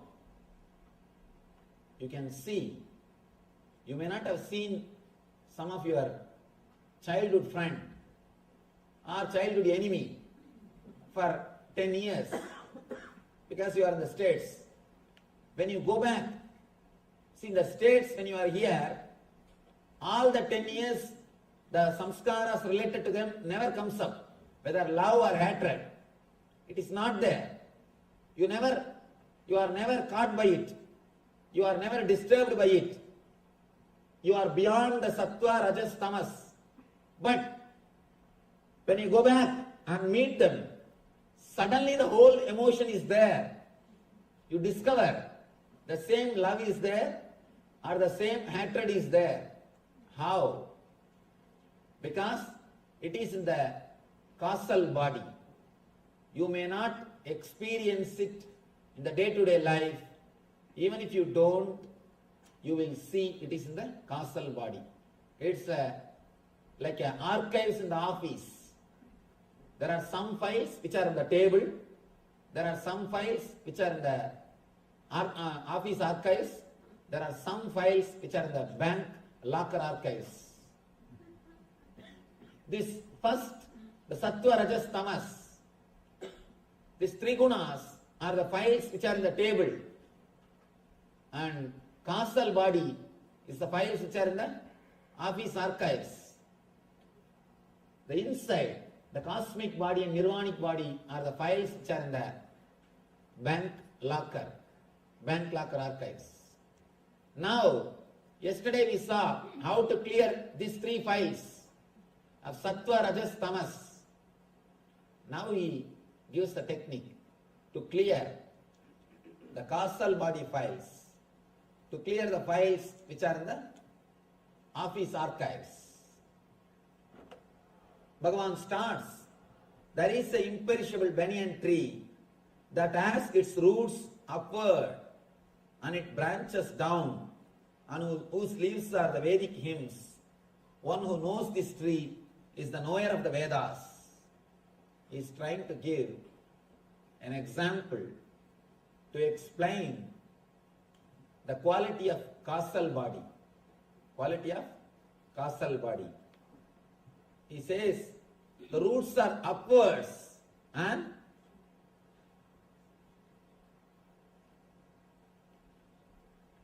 branches down. Why he says roots are upwards and branches down? Please understand. He says roots are here, branches are here, because for any tree, if it has to grow, it will take water through roots. It needs support from roots. Roots only decide the strength of the tree. Roots are going to decide the way in which the tree is going to live. The physical body, whatever you are taking through physical body, that only is going to decide the depth of causal body. That is why he says roots are up, roots are in the outer world, and branch is in the inner world. Roots are out. Whatever you take through five senses, that is the water or strength for the causal body. Causal body is, here he says leaves, and here he says root. The tree is upward. Tree is topsy-turvy. Whatever you take through the five senses from the outer world, that only is going to enrich the causal body. And an important next statement, the leaves of the tree is said to be the Vedic hymns, Veda mantras. Yesterday I was making an important statement. All the words which you continuously repeat inside your mind without your consciousness, whatever words you repeat in the unconsciousness, especially morning when you are alone in the bathroom, those words are the mantras which shows path for your life. What are the words you repeat with yourself? They are only going to decide the way of your life. Just try to analyze your mind. What are the words you repeat with yourself? When you are alone, when you are sitting with yourself, what are the words you repeat? Those words are only going to decide the path in which you are going to travel. Mantra means manasasya stiraha idi mantraha. What makes your mind strong is mantra. Mantrayate idi mantraha. Which shows the way for man is mantra. Tra means road, way. The words which shows way for you is mantra. The words which makes you strong is mantra. Now, he says, the roots are in the physical world, physical body, up. and the leaves are in the causal body, down. Roots are up and leaves are there. And he makes one more statement. Leaves are Vedic hymns, Veda mantras, means the words which you are storing in the causal body. That only is going to decide your life. See, the words which you have in the causal body is mantra for you. When you understand this, there are two things. Something is good, something is bad. Something is good, you can always reprogram. The good news is you can reprogram yourself. Bad news is as on now you are living in hell. Bad news is as on now it is hell. Good news is you can always reprogram. The causal body is filled with the unconscious thoughts. You must be careful about the thoughts or words which you are creating inside your mind unconsciously. See, you are so careful about the words which you speak, verbalize it, express it. But we are careless about the words which we use inside because we think nobody is going to know. If you are not careful with the words which is expressed, you know what will be the result. You know what will be the result. But you are not afraid. The words which you are using inside, be very clear. The words which you are using outside, if you are careless about it, you will have punishment from others. The words which you are using inside, if you are careless about it, you will have punishment from yourself. You will torture yourself. You will kill yourself. You will create more and more trouble for yourself. The words which you use inside should have the healing effect. Words which carries healing effect will always create fresh living energy in you. Krishna says, the leaves are the Vedas, Veda means knowledge. The leaves are the words which are engraved in the causal body, which are in you. Those words are so powerful, so alive. They are going to show way for your whole life.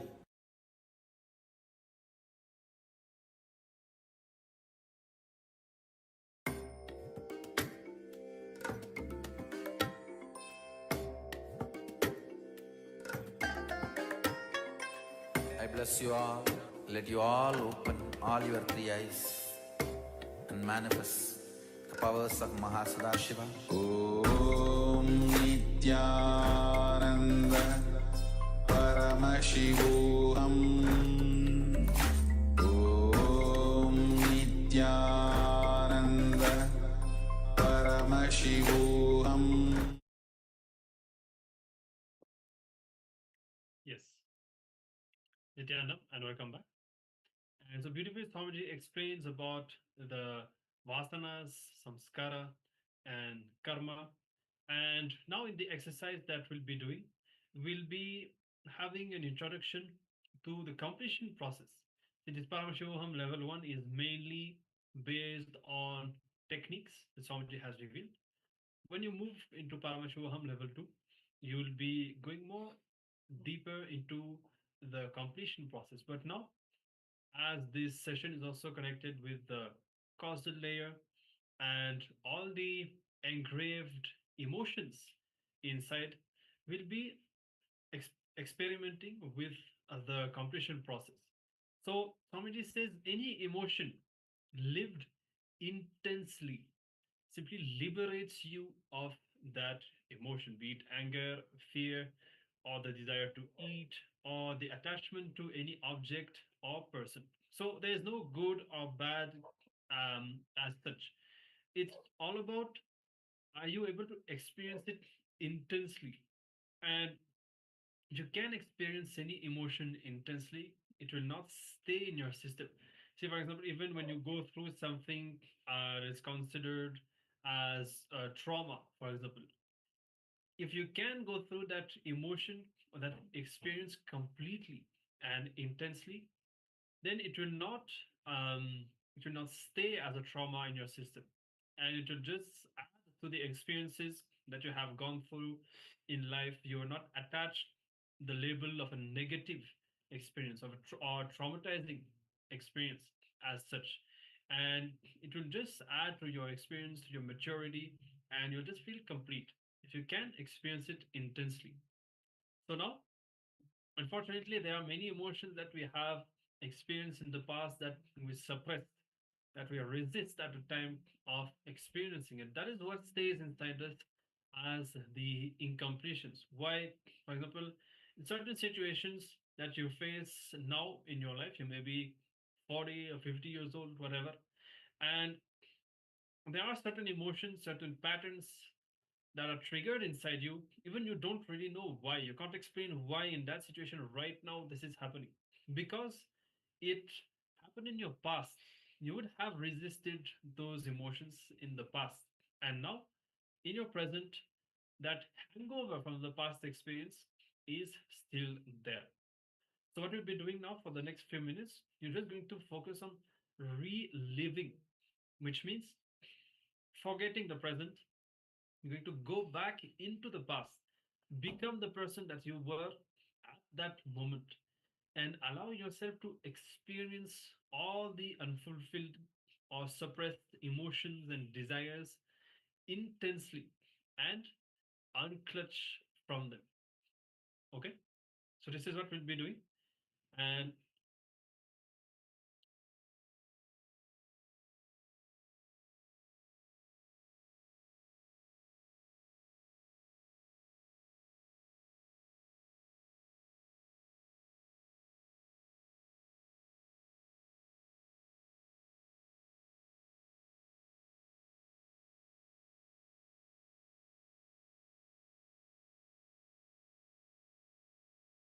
also, I'll be showing the assignment on the screen in just a few moments.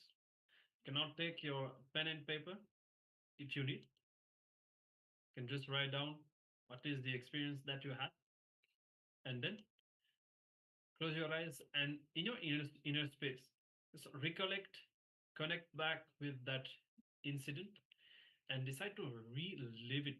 So there's a difference between reliving and just remembering.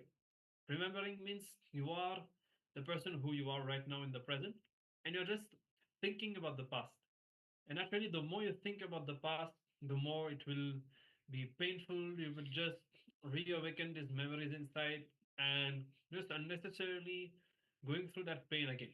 But reliving is different. Reliving is not remembering. You are basically re experiencing the whole thing consciously, intensely, without trying to diminish or suppress the intensity of the experience so that it will completely leave you and you will feel relieved from that. Okay, so let's take a few minutes now. We can start the completion process.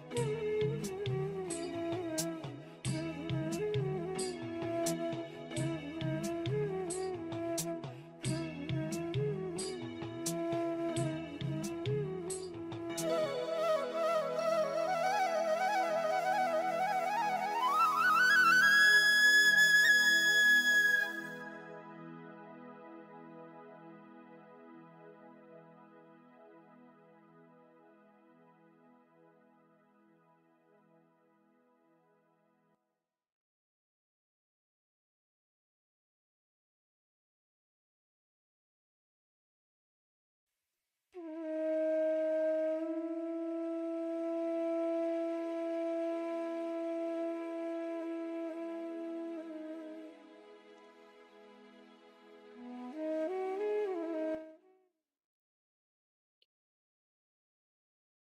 right. So we conclude this completion process. And when you really spend time in this completion process, going deep and reliving all the suppressed emotions and memories, you will find that so many deeper layers of you are suddenly cleared. And actually, Swamiji ex- used, used to explain it was in connection with leadership.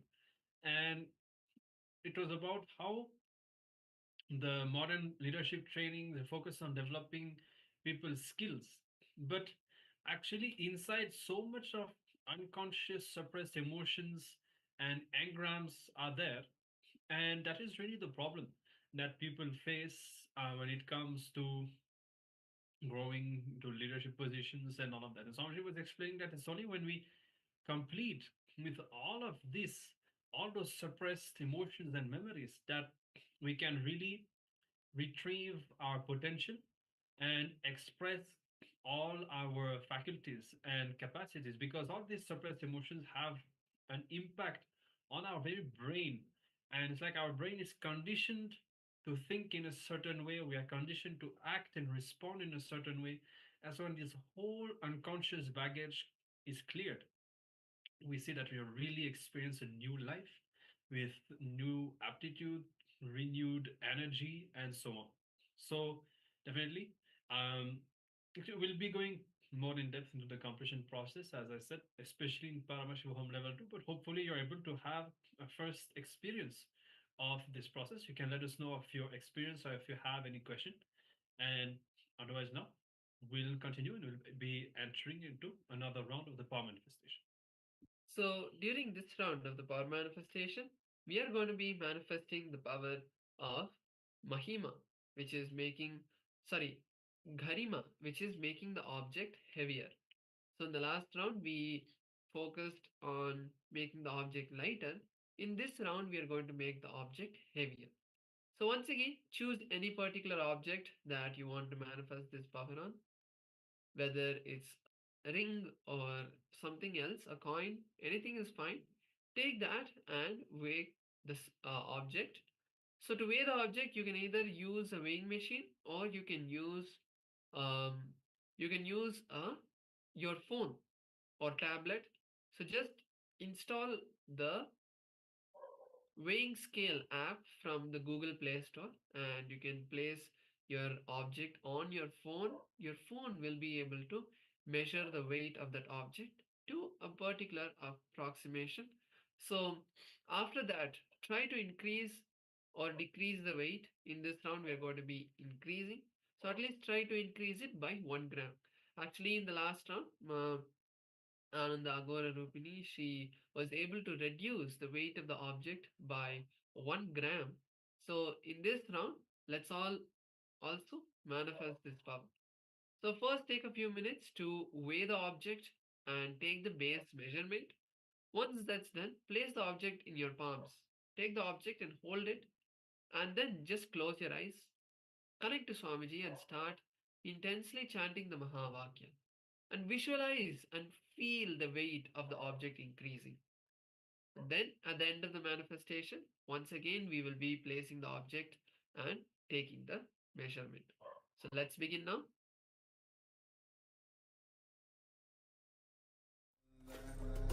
Paramashivoham Om Nityananda Paramashivoham Om Nityananda Paramashivoham Om Nityananda Paramashivoham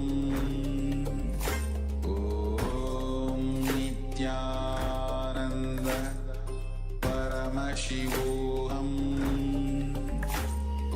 Om Nityananda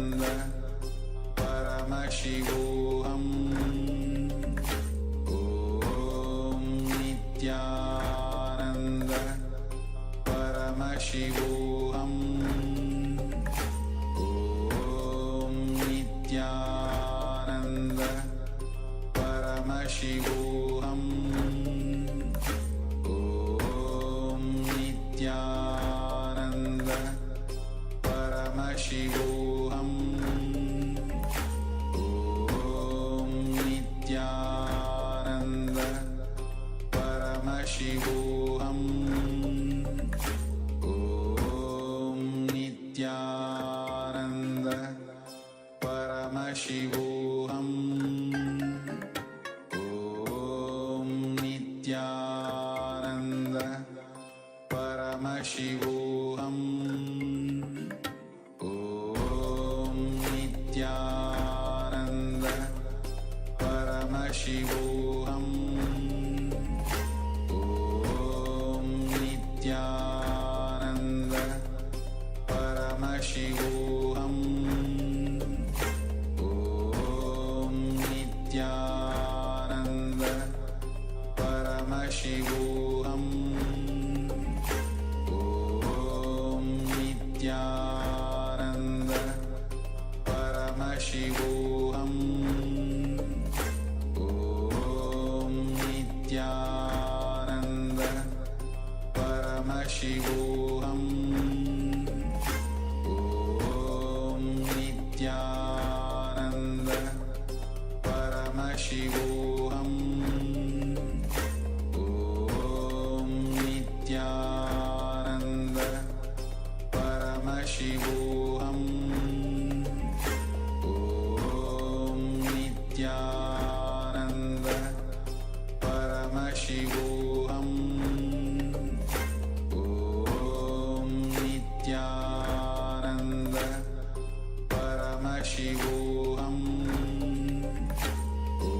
Om Nityananda Paramashivoham Om Nityananda Paramashivoham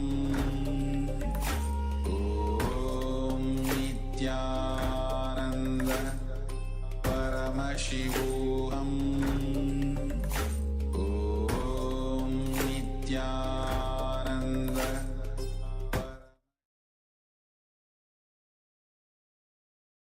Yes. Now, all of us can verify the manifestation. Once again, place the object on the weighing scale and see what the measurement is. If you're using the phone, don't just take one measurement and see, okay, this is the measurement. Take 2, 3 measurements so that you get an average of what has happened, because the phone doesn't do a perfect job with weighing. So you can also use your weighing scale and check what the weight is, and you can share your results in the Zoom chat even if you feel it's not changed, or even if you see there's a small increase. That is a manifestation. Even if it's decreased also, that is a manifestation. So take a few minutes to now share your experience in the Zoom chat. Paramashivoham Om Nityananda Paramashivoham Om Nityananda Paramashivoham Om Nityananda Paramashivoham Om Nityananda Paramashivoham Om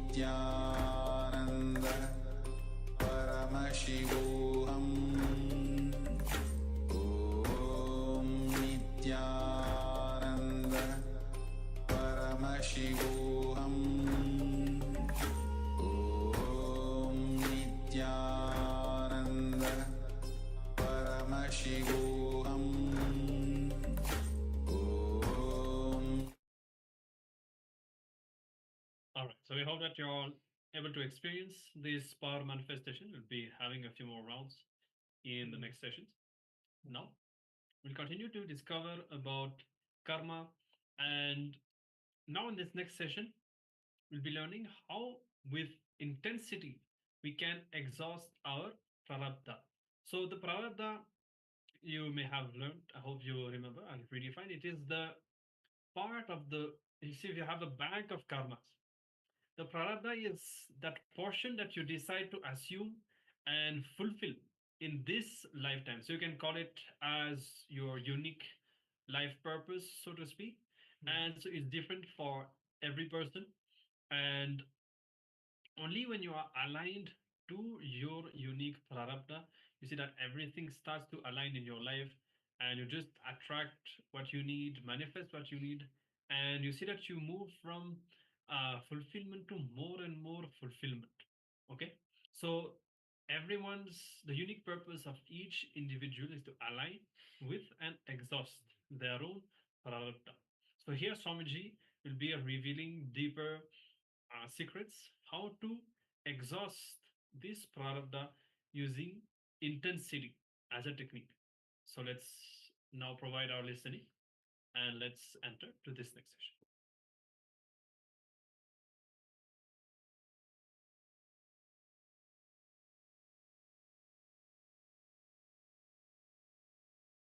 I am a sincere seeker, but I am not able to find a single guru. Please understand, if you are a seeker, beautifully Mahavira says, the God sends your master, only then puts the fire inside you. If you are feeling the fire, be very clear, already your master is here. He is already here. God never puts the fire, then sends the master. No. He sends the master and puts the fire. This guy was trying to find out a master. Somehow he was not able to. He tried for 12 years. 12 years is too much. Too much. Finally he is depressed, discouraged completely. He decides, I have decided that God is going to be the only source of inspiration, and I will accept the first person who comes in this road as my guru and do what he says. He is very strong in his decision. He sits in the forest road. He sits in one road and he decides, first person who comes in this way will be my guru. His instruction I will follow. And unfortunately, one thief was running through that road after stealing. He just now robbed the palace and he is running through that road trying to escape. This fellow fell at his feet and caught hold of his feet. Caught hold of the thief and he said, oh my master, bless me, give me liberation, enlighten me. And the thief is saying, I am a thief, leave me. Don't you see, just now I robbed. And police is chasing me, leave me. And this guy says, no, you are my master. Teach me something and go. This guy says, what is this? What to do? I am in a big mess.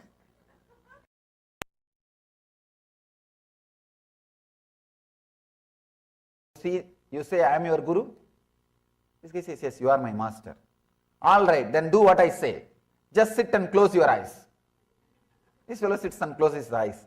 And the thief says, till I say open your eyes, don't open. And this fellow does, and the thief escapes. That's all. This fellow goes on sitting. His intensity is such, he just sits. He says, I have chosen somebody as master. What he said, I will do. His intensity. Story says, please understand. The story says, when Shiva saw the intensity, he appeared and blessed him with enlightenment. Please understand one thing, how the story ends or how the story goes, that is different. But I can say, intensity is independently intelligent. I can vouch for this story. Intelligence. See, intelligence means which can guide you and lead you to ultimate. Intensity itself is independently intelligent to lead you to ultimate in spite of any techniques you practice, not because of any techniques you practice. In spite of any techniques you practice or don't practice. I am just liberating you from all different techniques. I am liberating you from all confusions related to techniques. It may be a little strong, but I tell you, this is the essence of all spiritual teachings. There's one more story, the power of intensity. This is not just a story, it is a history. It has happened. Very beautiful story.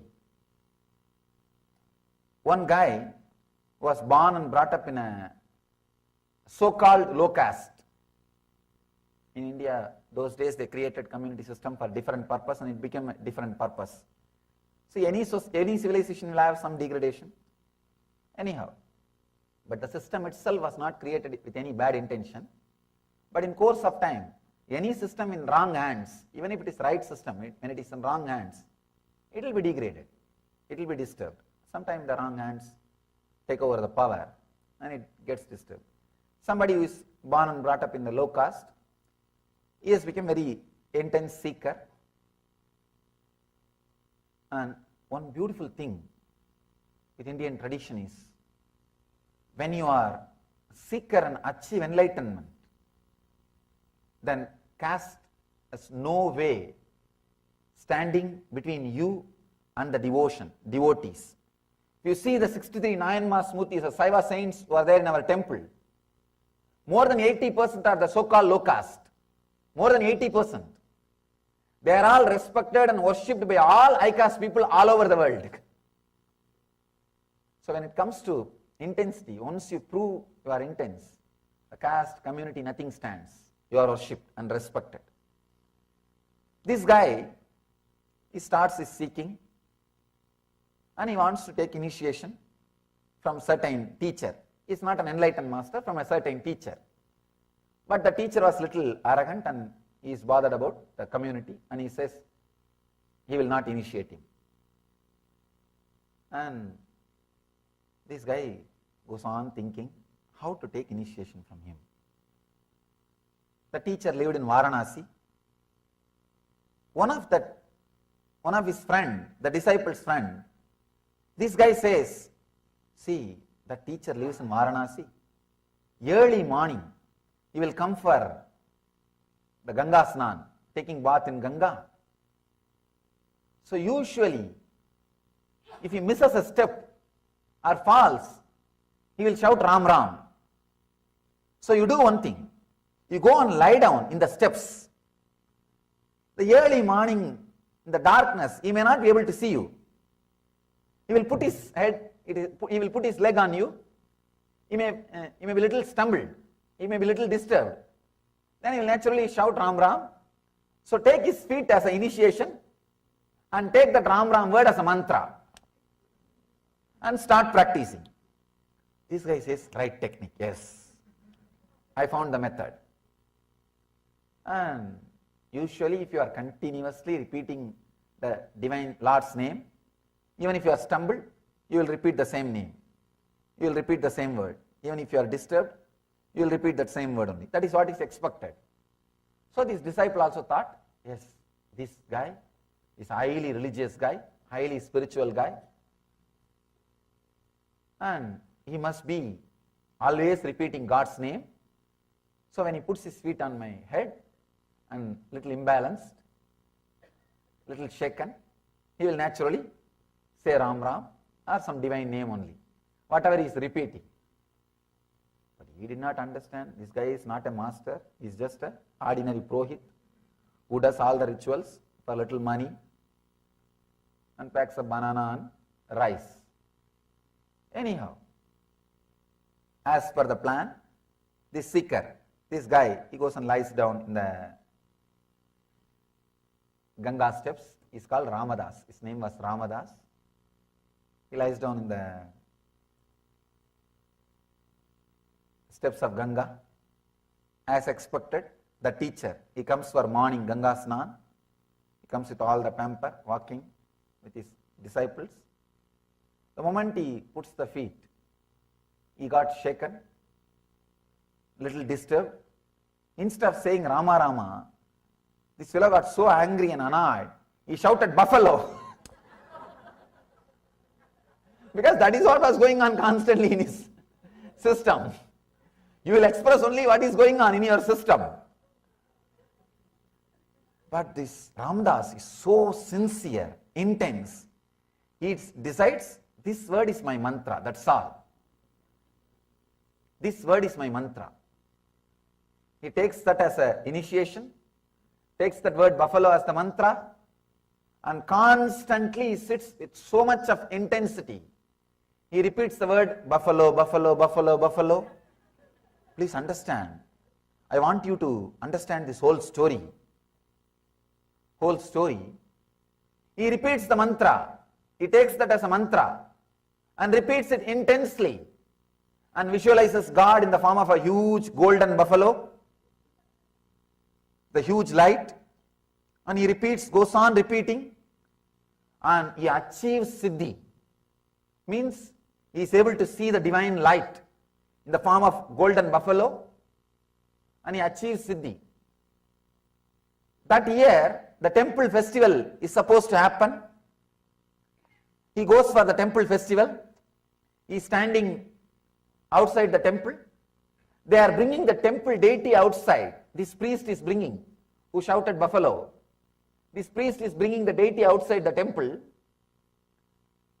When they are bringing the deity outside the temple, suddenly the deity is stuck in the gate, in the door frame. See, deity is only 3 feet, door frame is 6 feet. It is not physically stuck anywhere, but the deity is not coming outside. They are trying this way, that way, the priest is trying in so many ways.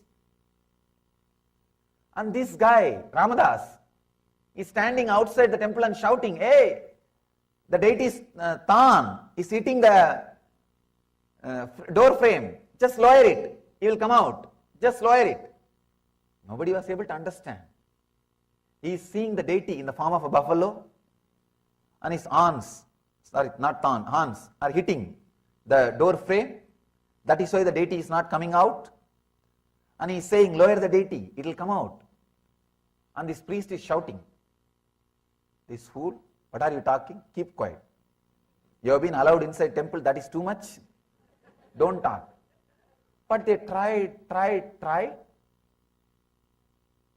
Practically whole day they tried, the deity is not coming out. Then this fellow is unable to withstand the whole thing. This Ramadas rushes towards the deity. He forces himself and says, see, I can see the horn hitting the door frame, and he is having the pain. He just pushes the deity down, the deity comes out. Please understand the strength of bhakti, strength of intensity, the power, the strength beyond the matter, beyond the material. And still now, every year, this happened in Annapurni temple in Varanasi. Still now, every year, when they bring the deity, they will have on the side, in a golden sheet, the buffalo's figure. They call it Ramadas Annapurni. Annapurni of the Ramadas. Still in memory of Ramadas, that great saint, they have the form of buffalo. That also will be worshipped as a Devi. See the power. And the story says, later on he became enlightened, lived in Varanasi and left the body. Understand the power and intensity, nothing else. You don't have to bother about what technique you are following, who is your master, who is your teacher, whether he is enlightened, who gave certificate for him. Nothing is needed. All you need is this one thing, abhyasa vairagyabhyam tat nirodha. the intense, constant practice. You see the 63 Saiva saints' life, the Nayanmars, you see all their murtis in our temple. I think we have their biographies, simple biographies, in the form of books. It is available. If you find time, just go through. It's not that they have done some great tapas, meditating 8 hours per day, doing this pranayam, that Ada Yoga, this Ada Yoga, so many. They have not done all these things. If you see some of them, simple people, all they did, just plucking flower from garden, making garland and putting it on the deity. That's all. Nothing else. But intensity. Just intensity. Nothing else. Simple practice. One guy is a criminal actually. All he does, if somebody talks against Shiva or Shiva's devotees, he will cut the tongue. That's all. Of course, I am not saying you do that. Now, what I wanted to say, the intensity, just the intensity, nothing else. The abhyasa and vairagya, intense practice, everything else will fall in place. What happened in Ramakrishna's life? Just intensity, abhyasa and vairagya. Somebody asked Vivekananda. Vivekananda is a great intellectual. They asked him, do you accept idol worship? Your country goes on worshipping idols. In India, sometimes it becomes too much.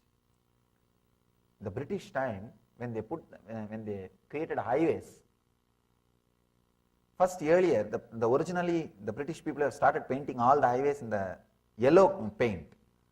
The big problem, every village they started worshipping and building one temple around that stone. See, any stone with yellow turmeric powder is a deity for us.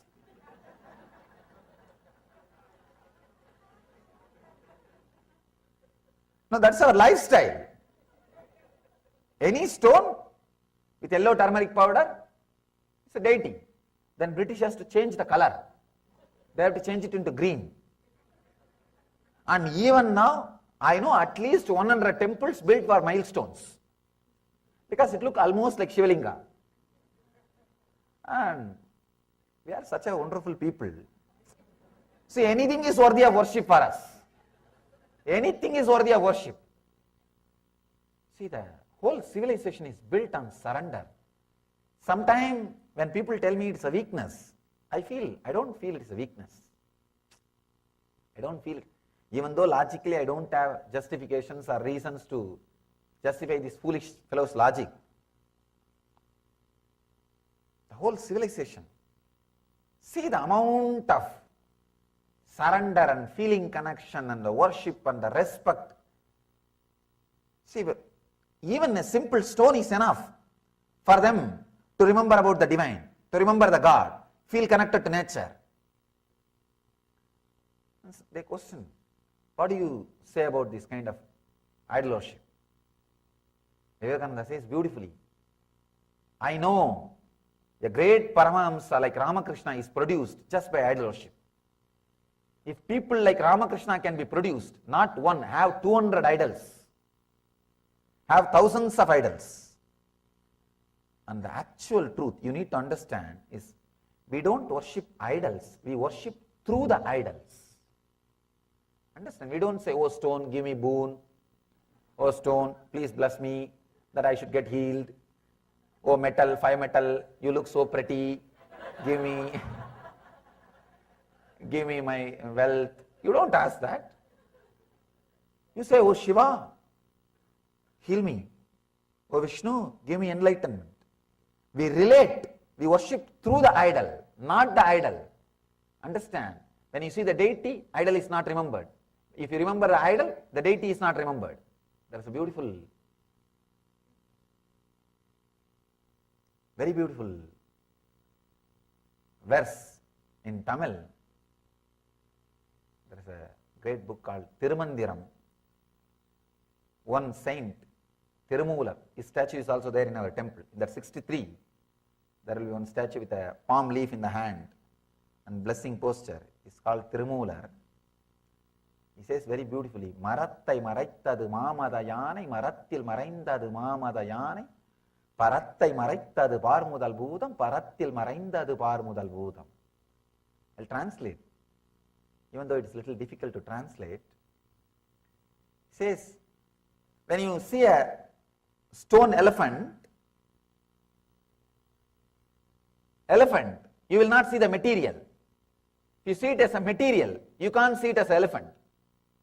An artist will see that as an elephant, but will not see it as a material. If there is a stone, if there is a wooden elephant, the elephant carved out of wood, a person who is involved with the wood business, if he sees, he will say, oh, sandalwood, wonderful wood, high cost, this must be the cost. He will be talking about the wood. He can never see the elephant. If an artist, if he sees, he will see, oh, beautiful sculpture, beautiful carving, elephant, amazing. He will not see the elephant. He will not see the wood. So if the moment you see the wood, you will not see elephant. The moment you see the elephant, you will not see the wood. It cannot happen in the same moment. It can happen only in the next moments. Even if you see wood, elephant, wood, one moment you can see only as elephant. Only in the next moment you can see it as a wood. The next moment you can see it as an elephant.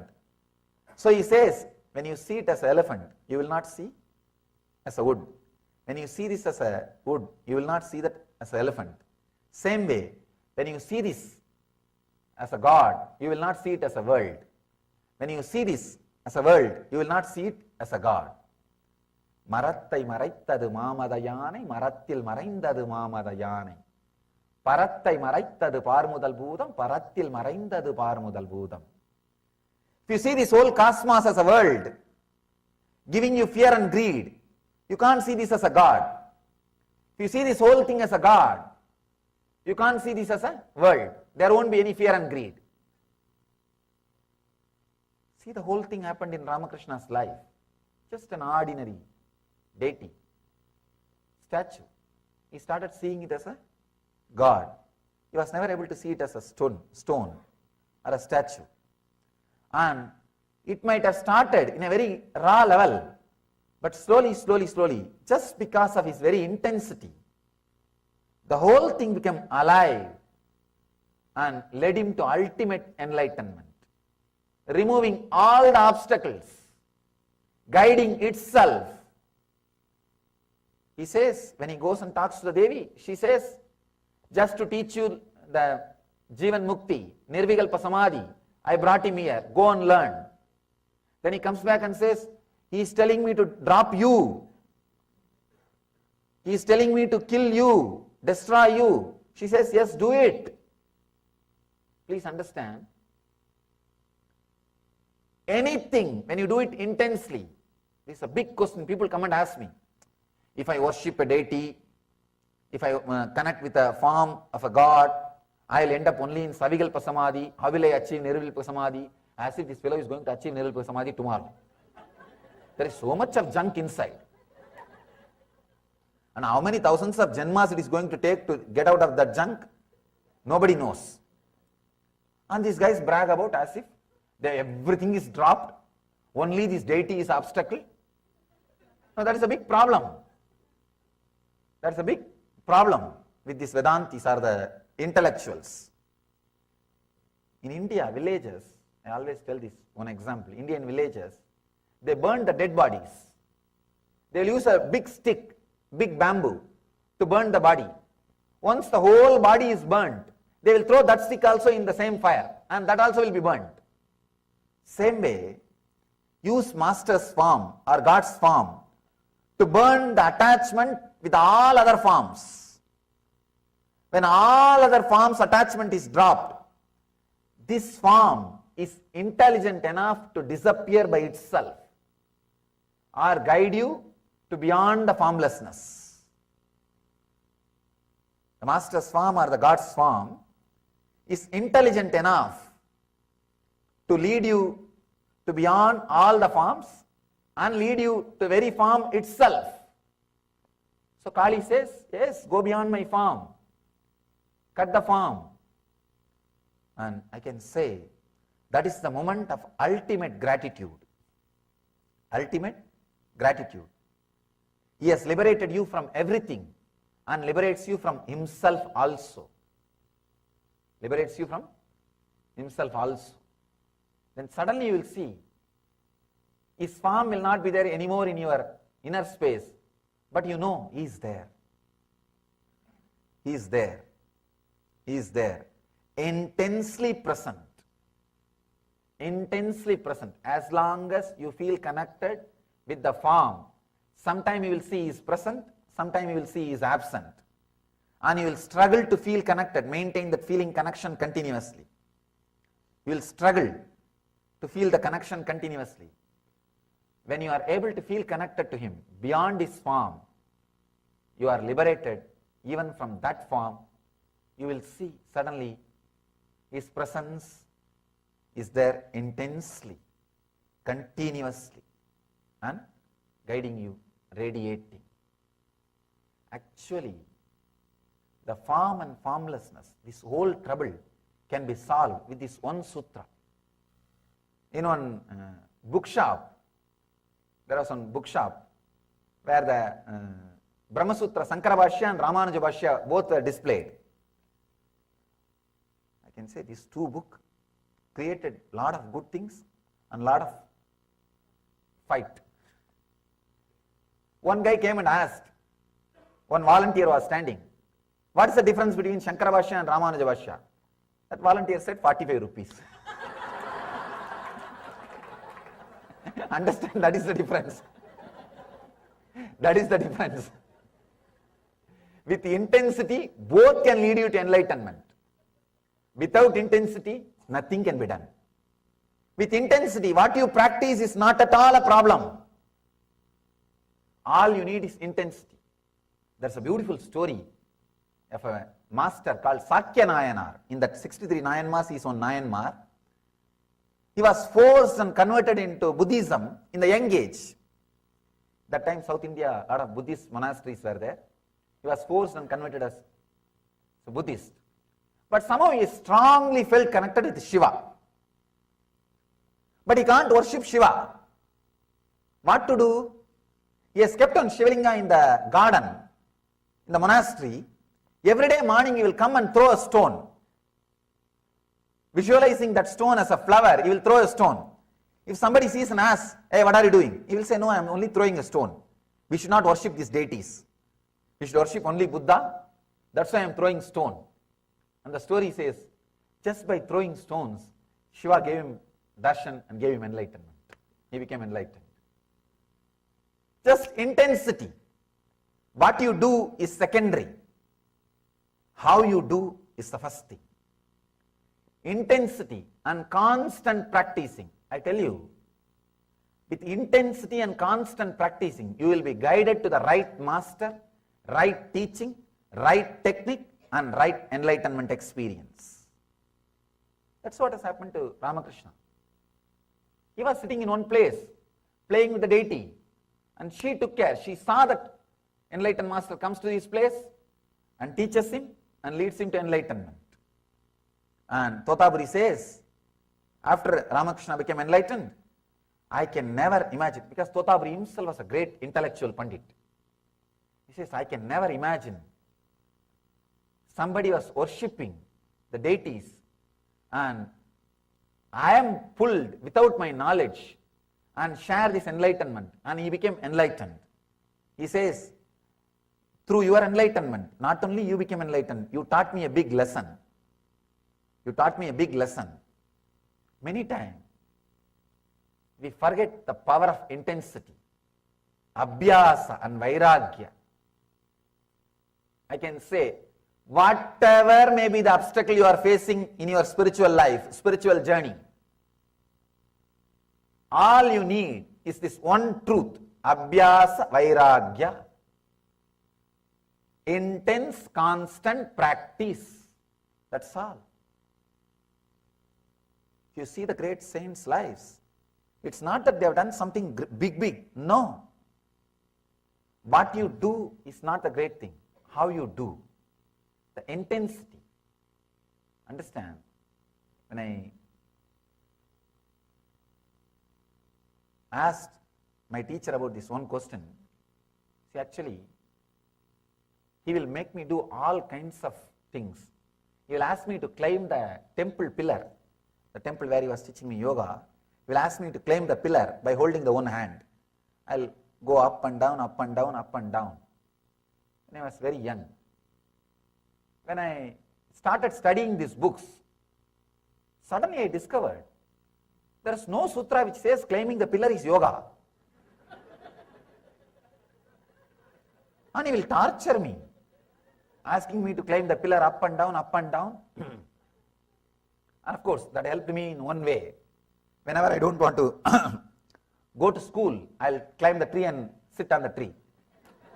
See, in the villages, the big problem in Indian villages is very small place. They will send a watchman to every house and bring the kids. You can't escape. So, but this watchman is a very old guy. He can't climb the tree. I'll climb and sit on the tree. He'll never be able to take me to school. And this guy will, my teacher will make me climb that pillar, up and down, up and down. And I read the book. It doesn't say it's yoga. I asked him, what do you mean by making me climb this pillar up and down every day? Nowhere I see this yoga.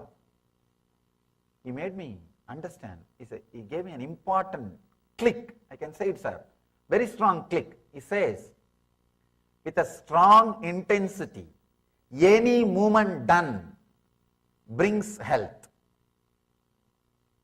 Understand? I can say, this is the basic sutra. A strong click with a strong intensity, any movement done is yoga. I can say, this is the basis of our Nitya Yoga. Whatever yoga I am teaching, this is the basic sutra of the Nitya Yoga. It is not adding more movements to your life. It is adding life to your movements. Intensity. With intensity, any movement done is yoga. Without intensity, even if you do so-called yogas, asanas, it will be more or less an exercise. It may create an effect of an exercise. With intensity, any movement done leads you to yoga. He says beautifully, with intensity and intention, any movement you do, it becomes part of your bio-memory. It becomes part of your Prarabdha. Prarabdha is the energy which creates your body every day out of Hiranyagarbha. Please understand. Hiranyagarbha is a space where you rest every night. Every night you fall asleep into Hiranyagarbha, means the darkness which you experience in the deep sleep. The darkness which you experience in the deep sleep is the Hiranyagarbha space, the Garbha, womb of the cosmos. That's where you rest every day. When you come out, he has described very beautifully this one secret. He says, every day morning, with what kind of thought you come out of your Hiranyagarbha. You see, Hiranyagarbha is a place, almost all memories are available. If you want to become a football champion, whatever is needed, health, intelligence, will be available. If you want to become a cricket player, all the things are available. If you want to play golf and become a champion, everything is available. If you want to become a rich man, all those memories are available. Hiranyagarbha is a place, the cosmic archives. Actually all memories, all intelligence, everything is available in the cosmic archive, in the Hiranyagarbha. When you take your body, which thought inspires you to take your body, that kind of engraved memories, karma, you bring out of Hiranyagarbha. If you think, I should get up, I should get up to go for my job, then you bring what you need to do for that job. That kind of memories, you bring it out and you come out. Every day, early morning, what you think, that kind of memory only will be inserted, downloaded inside your system to live your life. That is why the morning first thought is given so much of importance in our tradition. The moment you get up, you are expected to bring some divine energies and divine mantras and divine chants and divine feelings to your being, so that you bring that kind of prarabdha. See, every night is your death, every morning is your birth. I can say the long sleep is death, short death is sleep. Short death is sleep, long sleep is a death. So every morning when you get up, all the prarabdha is available for you. You can do anything, you can exchange. You may ask, this looks too much, this looks too big thing. It is, please understand, it is. Because of your continuous habit, you bring the same set of samskara. If you decide to change from today, you can change. From today, if you decide to change, every day morning, first thought, if you strongly create some new thought, you want to be a different person, you will suddenly see that kind of memory, that kind of prarabdha, that kind of energy, that kind of samskaras, you will start expressing, you will start radiating, you will start living. And he says, of course, it is true. I myself have experienced this truth in my own life.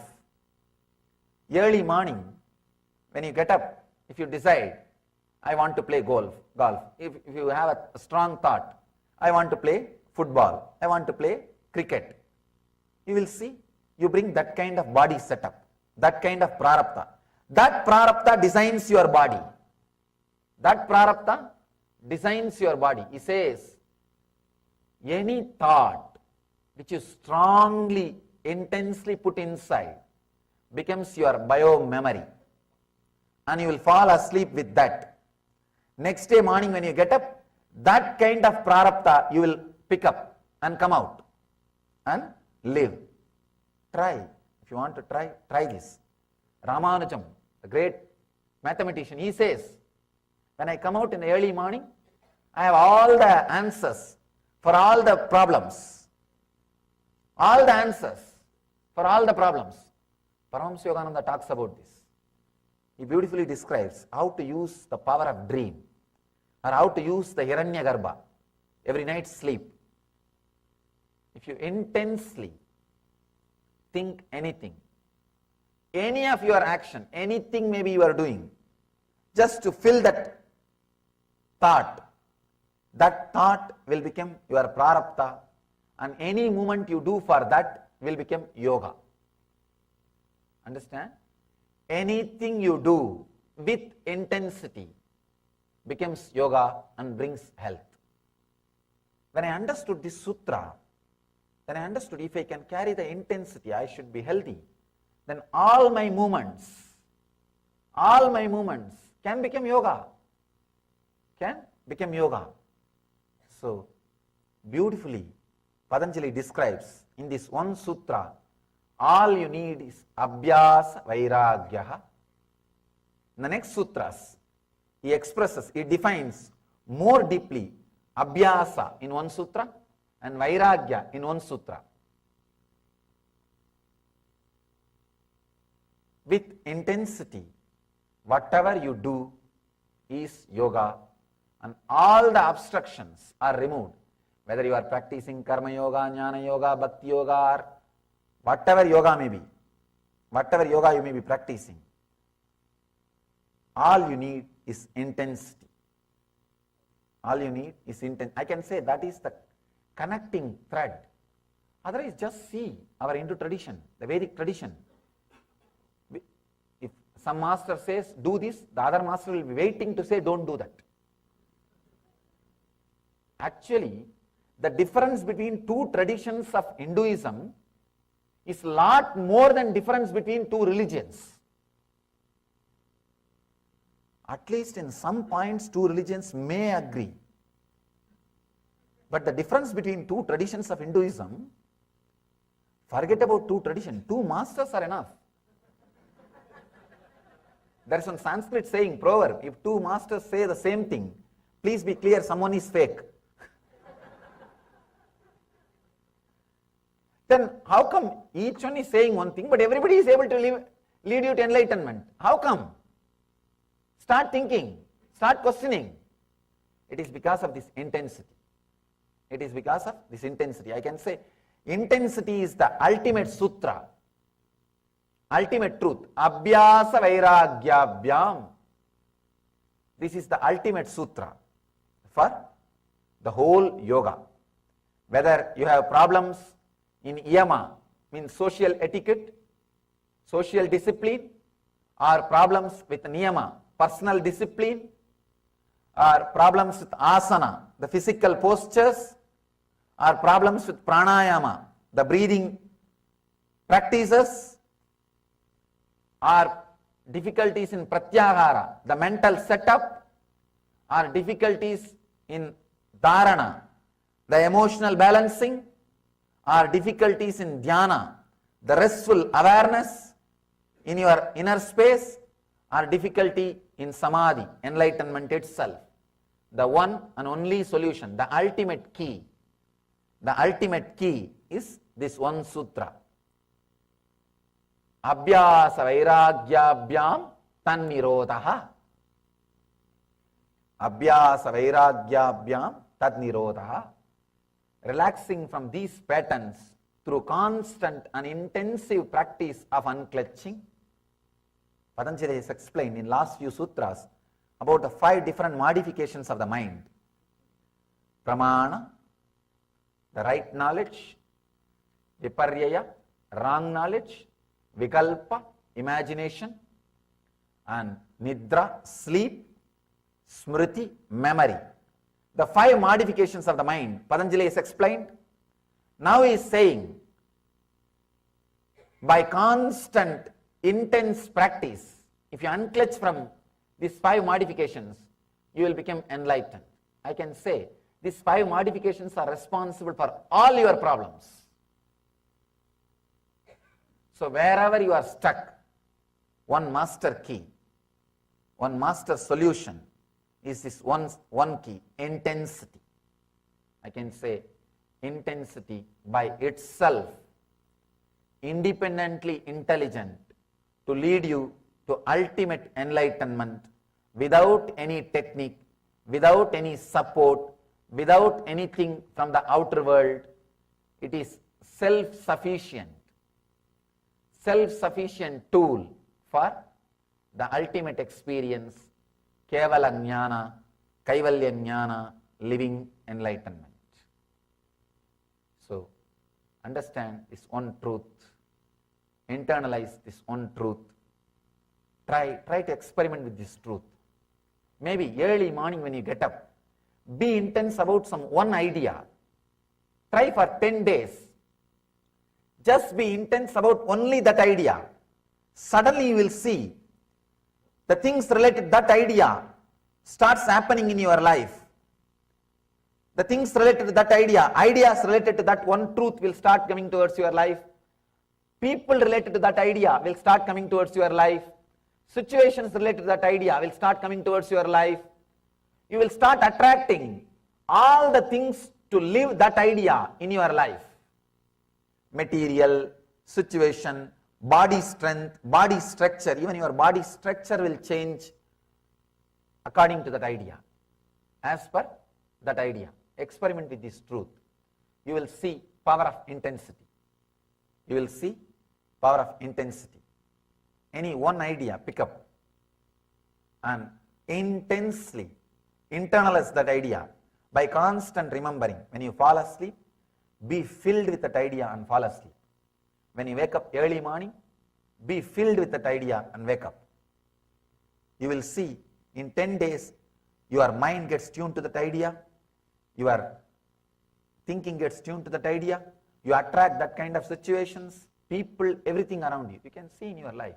Only if you are hungry, McDonald's, you will see the McDonald's tower.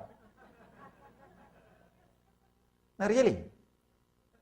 Only if you start seeking, suddenly you will see your house is filled with yoga journals, yoga videos, you go through this kind of websites, all these things starts happening. It feels like a new world has opened. When you feel connected, suddenly the whole thing becomes new. your body itself, not only mind, even your body will be in tune for that one idea, for that new idea. So, internalize this one truth. Abhyasa vairagyabhyam tat nirodha. Relaxing from these patterns through constant and intensive practice of unclutching. Intensive practice of unclutching. So, internalize this one truth. The intensity, again and again and again standing up. In the Abhyasa, next sutra, beautifully Patanjali explains. He goes a step further, explaining about Abhyasa, explaining about what is Abhyasa. He gives a deeper description on Abhyasa. Just this one idea we will internalize today. I don't want to add more ideas. If I add more ideas, sometimes we miss the essence. We miss the essence. Not really, I have seen.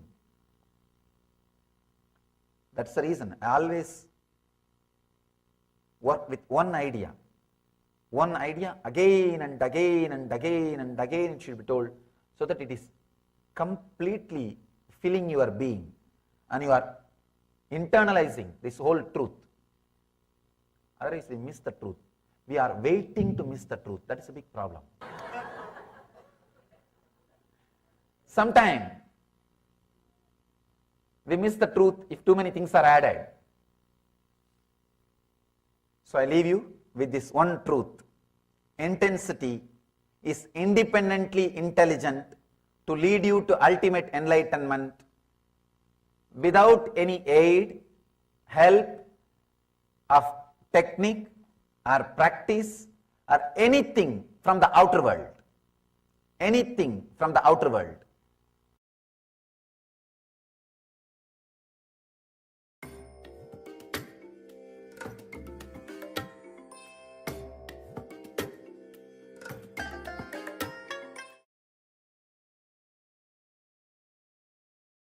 Yes. So as Swamiji beautifully says, intensity itself is enough, is a technique powerful enough to lead us all the way to enlightenment. And Swamiji also explained how when you pick up an idea and let that idea reverberate in your inner space, how you start attracting the corresponding situations and people, and even your body and mind start to align according to this idea.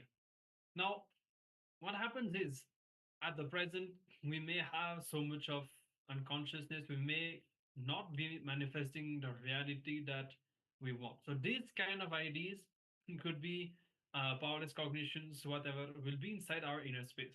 Now, through unclutching, and actually, when somebody says intensity, the way I understand it is not even just intensity in the outer world, in the sense of the intensity with which you perform your actions. Even that is one aspect, but also intensity in the inner world, intensity to unclutch, intensity to experience the truth.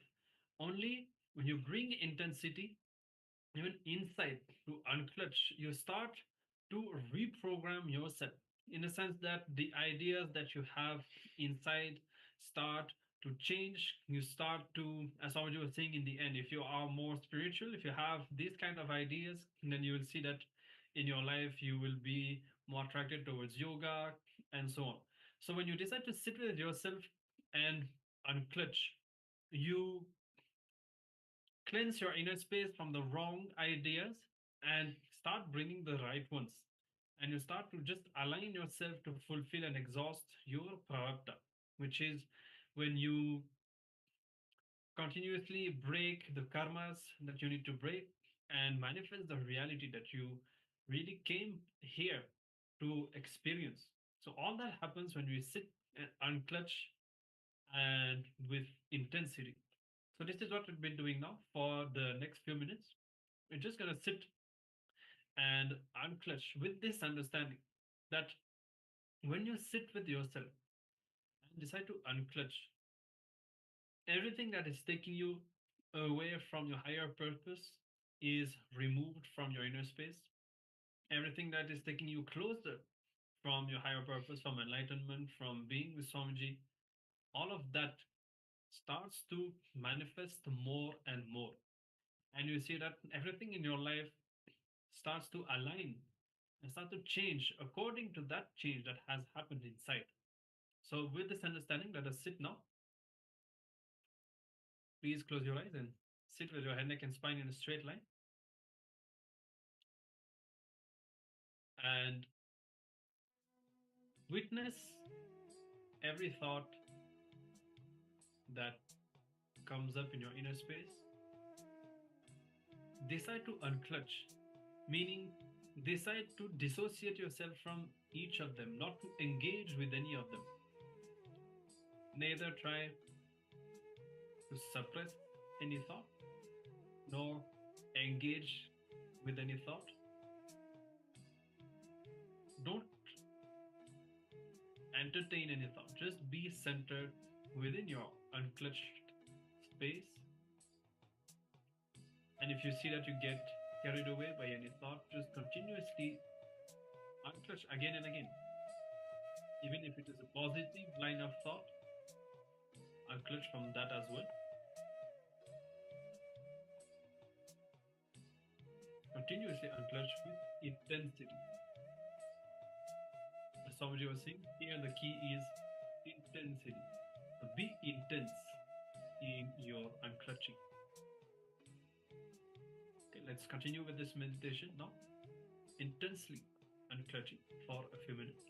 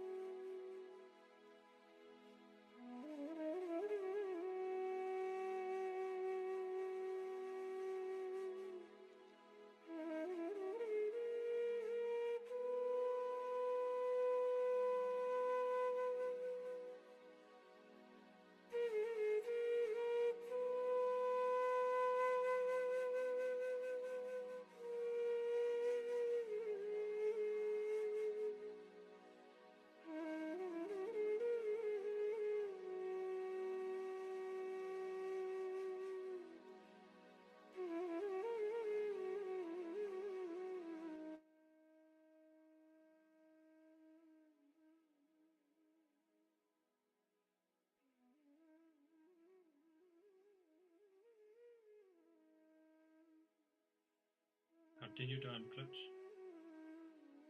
deeply and intensely, one thought after another. Unclutch from the emotion that you feel, unclutch from the very idea that you have about yourself. Any feeling related to time, politics, whatever you continuously, one thing after another, unclutch again and again, and enter into that space where you are unclutched. Buddha says, being unclutched is our nature, is your original state. Just relax into that space.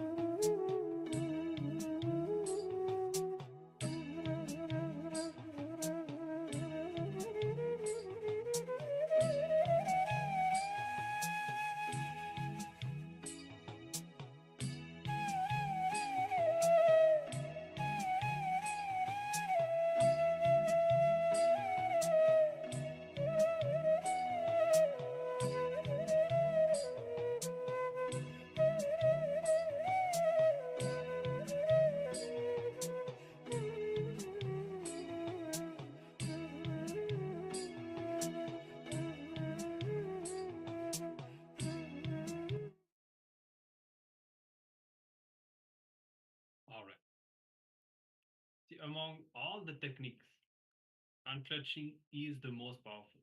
And especially, even in this session, Swamiji was explaining how no technique can ever give you enlightenment. The technique by itself cannot lead you to enlightenment. It's only the context that you have. We can remember the incident of that guy who took a thief as his guru. It's because of his intensity that Paramashiva himself manifested for him. And same way, whatever technique we may practice, maybe it can help us by training our body and mind so that we can be more sattvic. We can have more of a positive, pure inner space, body and mind, and which will help us to move closer to enlightenment, but that itself will not give us the enlightenment. It is only the context, the intensity, and the devotion that we have, only these can lead us to the ultimate experience.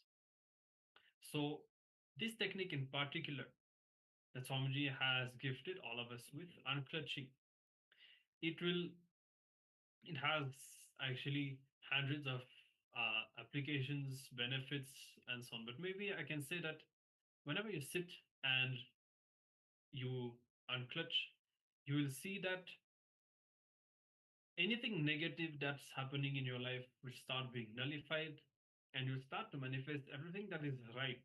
I mean, you say that all the 25 aspects of Paramashiva manifest inside and outside you when you sit and unclutch. So definitely every day try to practice unclutching as much as you can, and you will see that you'll be able to witness a huge transformation. So with this, we'll now enter into the power manifestation. Let us decide to manifest the power with this inner space that we have created, powerful intensity and unclutched inner space. Yes, so this time we are going to be manifesting the power of Lahima, which is making the object light. So let's begin the manifestation. This time you can do it either with yourself or you can do it with the object as well. So you can also go stand on a weighing scale, measure your weight, and then come and be seated. Take a notebook or type the base measurement in your phone. You can even take a photo of the measurement and then come and sit down. Close your eyes and visualize Swamiji in your inner space. Intensely see your body becoming light.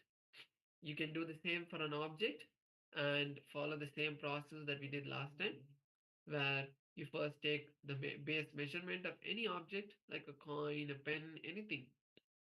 Then after that, place the object in your palms, close your eyes and visualize the object becoming lighter. So let's begin this manifestation of Lahima. Intensely chant the Mahavakya. Om Nityananda Paramashivoham. Om Nityananda Paramashivoham. Om Nityananda Paramashivoham. Om Nityananda Paramashivoham. Om Nityananda Paramashivoham. Om Nityananda Paramashivoham. Om Nityananda Paramashivoham. Om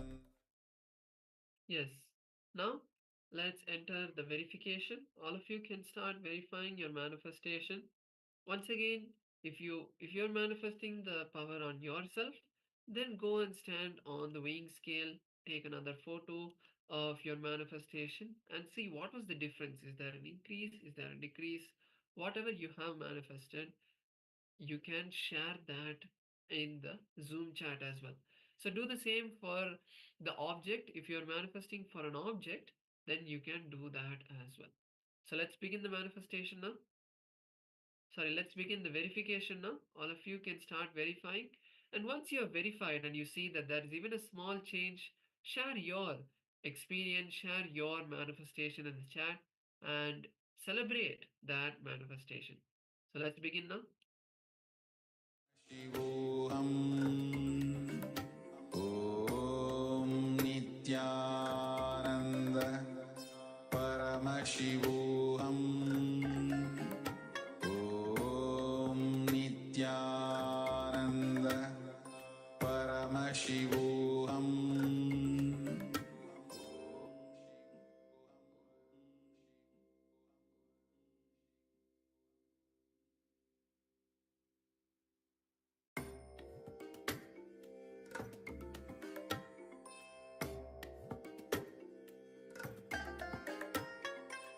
I bless you all. Let you all open all your three eyes and manifest the powers of Mahasadashiva. Om Nityananda Paramashivoham Om Nityananda Paramashivoham Om Nityananda Paramashivoham.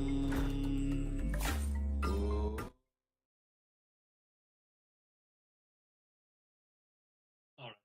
So I hope that you were all able to manifest this power, and do share your experience or even any doubt that you have regarding the manifestation. And we'll be glad to assist you to manifest this power. Now, we'll be entering into the next session, which is on the Janma Marana Chakra, which is the cycle of birth and death, and how the karma and the desires that we have, how this whole thing drives us to be reborn again and again. And actually, Swamiji says the highest productivity that we have in life is to experience conscious death, which is nothing but the completion. When we can see, when we can break the pattern, breaking our mind. And when we do that, if we don't wait, see this whole cycle when it goes on, when we die, take birth again, we can exhaust all of our karmas, birth after birth, and all of that. And but there's also the possibility that we may acquire some more karma during this cycle. Now, if within this birth, having the great fortune of being the disciples of Paramashiva himself, if we can use that opportunity to complete and to break all of the karma right now, knowing that Swamiji himself does the major part, if not all of the job for us, then we will be free from the cycle of birth and death. By Swamiji's grace, with Swamiji's initiation, we will not be reborn. And unless we decide to consciously, which is different, but otherwise we will be liberated and live in KAILASA. So this is an understanding. Let's now hear from Swamiji himself about these truths on the Janma Marana Chakra.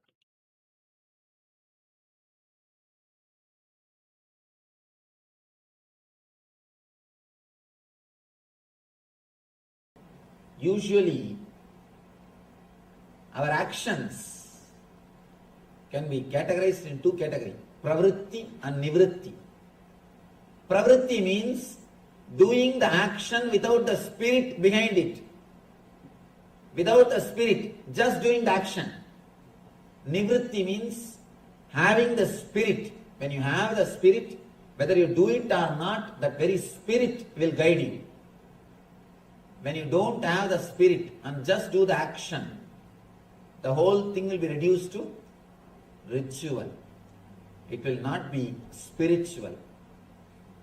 It will not be spiritual.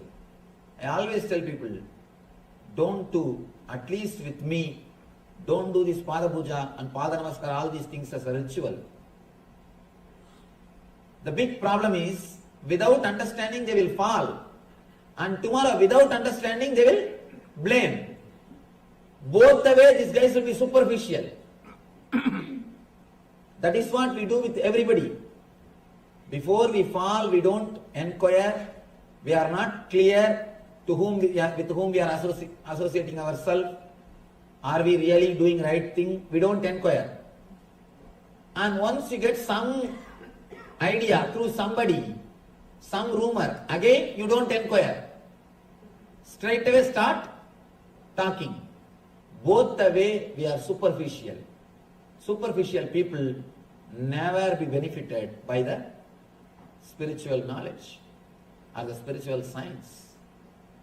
And here, Krishna gives these dhyana slokas to program the mind, to program the being, to take you beyond the social conditioning, to take you beyond the social conditioning. Whatever you think as you is nothing but pure social conditioning, including your language, your life and everything. Man was gone beyond the social conditioning. A small one-liner, beautiful one-liner. One Sufi mystic, he goes to a king and begs.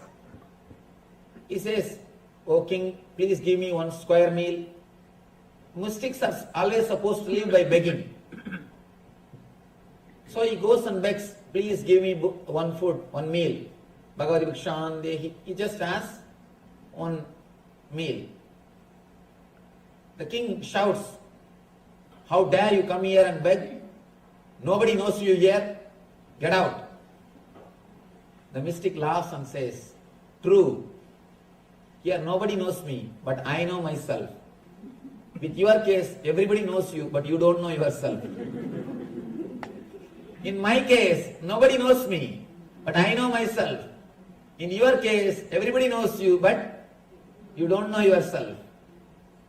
Be very clear. Only when you don't know yourself, you are bothered about all the dishonor or the honor. And let you be established in your inner space beyond the conditionings. When you cross all these 3 layers, sattva, rajas, tamas, and go beyond the causal body, you enter into the space where you are free from all the conditionings. Mamai vamso jivaloke jivabhuta sanatanaha manashashtan indriyani prakritistani garshari. So same sloka, he says, people struggle with 6 senses. Shashtan indriyani, including mind, he says, you have 6 senses. 5 senses are this. The mind is the 6th sense. One thing important you should understand, according to me, mind is the only sense which needs to be controlled. All other 5 senses are just servants. Mind is the owner. Mind is the thing which jumps. And if the mind can be handled, then everything can be handled. Sariram yadavapnodi yachap yutkramadishvaraha grihid vaidani sanyadi vayur gandhani vashaya. The living entity in the material world carries its different conceptions of life from one body to another. As the air carries aromas, thus he takes one kind of body again, quits to take another. He says about again the samsara, the birth and death. Birth and death. Just how the air carries a smell, the consciousness carries your samskaras, the causal level samskaras, the mental print, and goes from body to body. Somebody asked me, Swamiji, will all the sins come with us? Please be very clear. Your sin or merit will not come with you, but the mental setup will come with you. For example, somebody has committed 100 murder.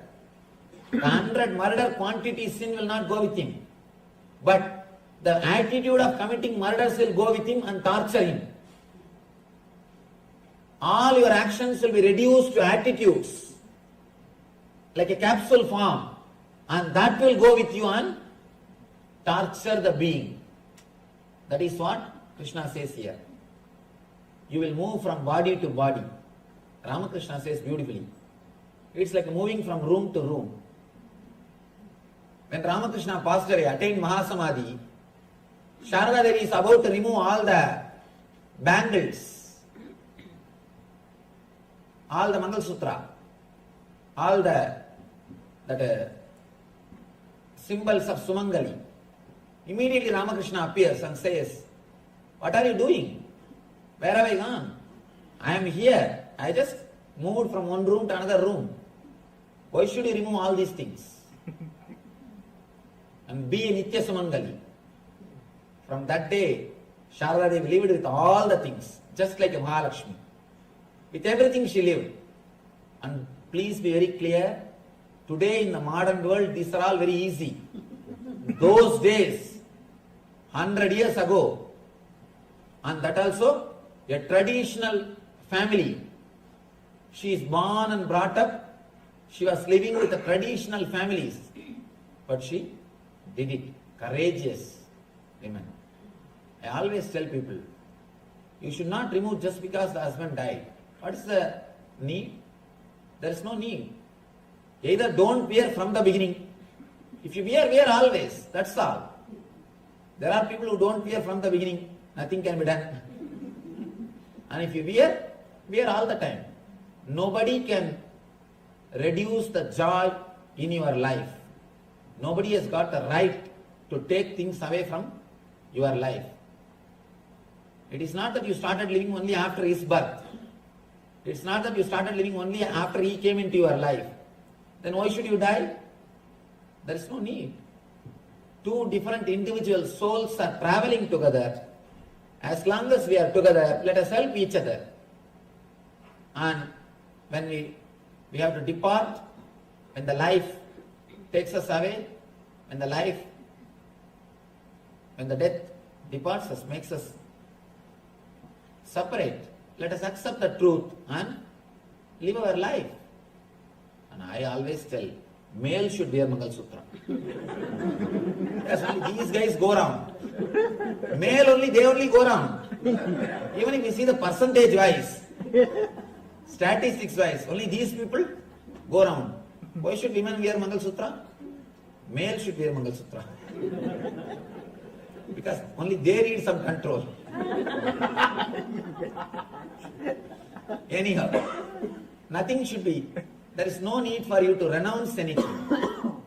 As long as you live together, live happily and blissfully. And when somebody dies, naturally allow the being to carry on in their life. And same way, you can't give another one example like Ramakrishna and Sharada Devi. How intimate they were. What beautiful life they lived. Throughout the life, they never had any physical contact.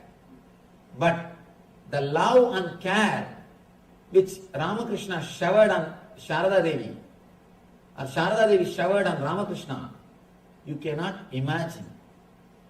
You cannot imagine that such a wonderful couple existed on the planet Earth. Ramakrishna will never touch the money. He is a Paramahamsa. He will never handle the money. And he will not even wear the cloth properly. That's a big problem. And they say that only at the time of photographs he wore the proper clothing in his whole life. Some 3-4 times. He will not even wear clothes properly. He will never touch money. But he will always collect the salary from the temple properly and make jewelries for Sharda Devi. Whatever money comes, the temple salary, he was a priest in temple. Rani Rashmani's Kali temple. He was a priest. So the temple will give salary for him. He will take that salary and tell somebody to make jewelries for Sharda Devi. Such a great people, such a wonderful love and care existed. And she also, even after Ramakrishna's death, she never felt Ramakrishna died. Always she will carry the Ramakrishna's photo and she will take care of him. You can't believe somebody sitting and talking with a photograph. Today means they would have taken her for some psychiatric treatment. Because modern day can't understand that this can exist, this is possible. She was so deeply in love with Ramakrishna, so deeply connected, so deeply felt his presence. Even after Ramakrishna left the body, she lived with Ramakrishna. In Tamil there is a beautiful verse. The woman who worships the husband, who will not worship any other god except husband, when she says rain will shower. Of course, here the word worship means deeply feeling connected. Let me repeat the verse in Tamil. Deivam tozhal, Kolunan tozhezhuzhal, peyyana peyyum malai. The person who is deeply connected to the husband, who is not bothered about any other god, when she says rain will shower, when she says yes, the rain will simply shower. Means the whole nature will be under her control. When you are deeply connected, you will feel the other as God. Not only husband, wife also. The both sides. When you feel deeply connected, you will see the other person as God.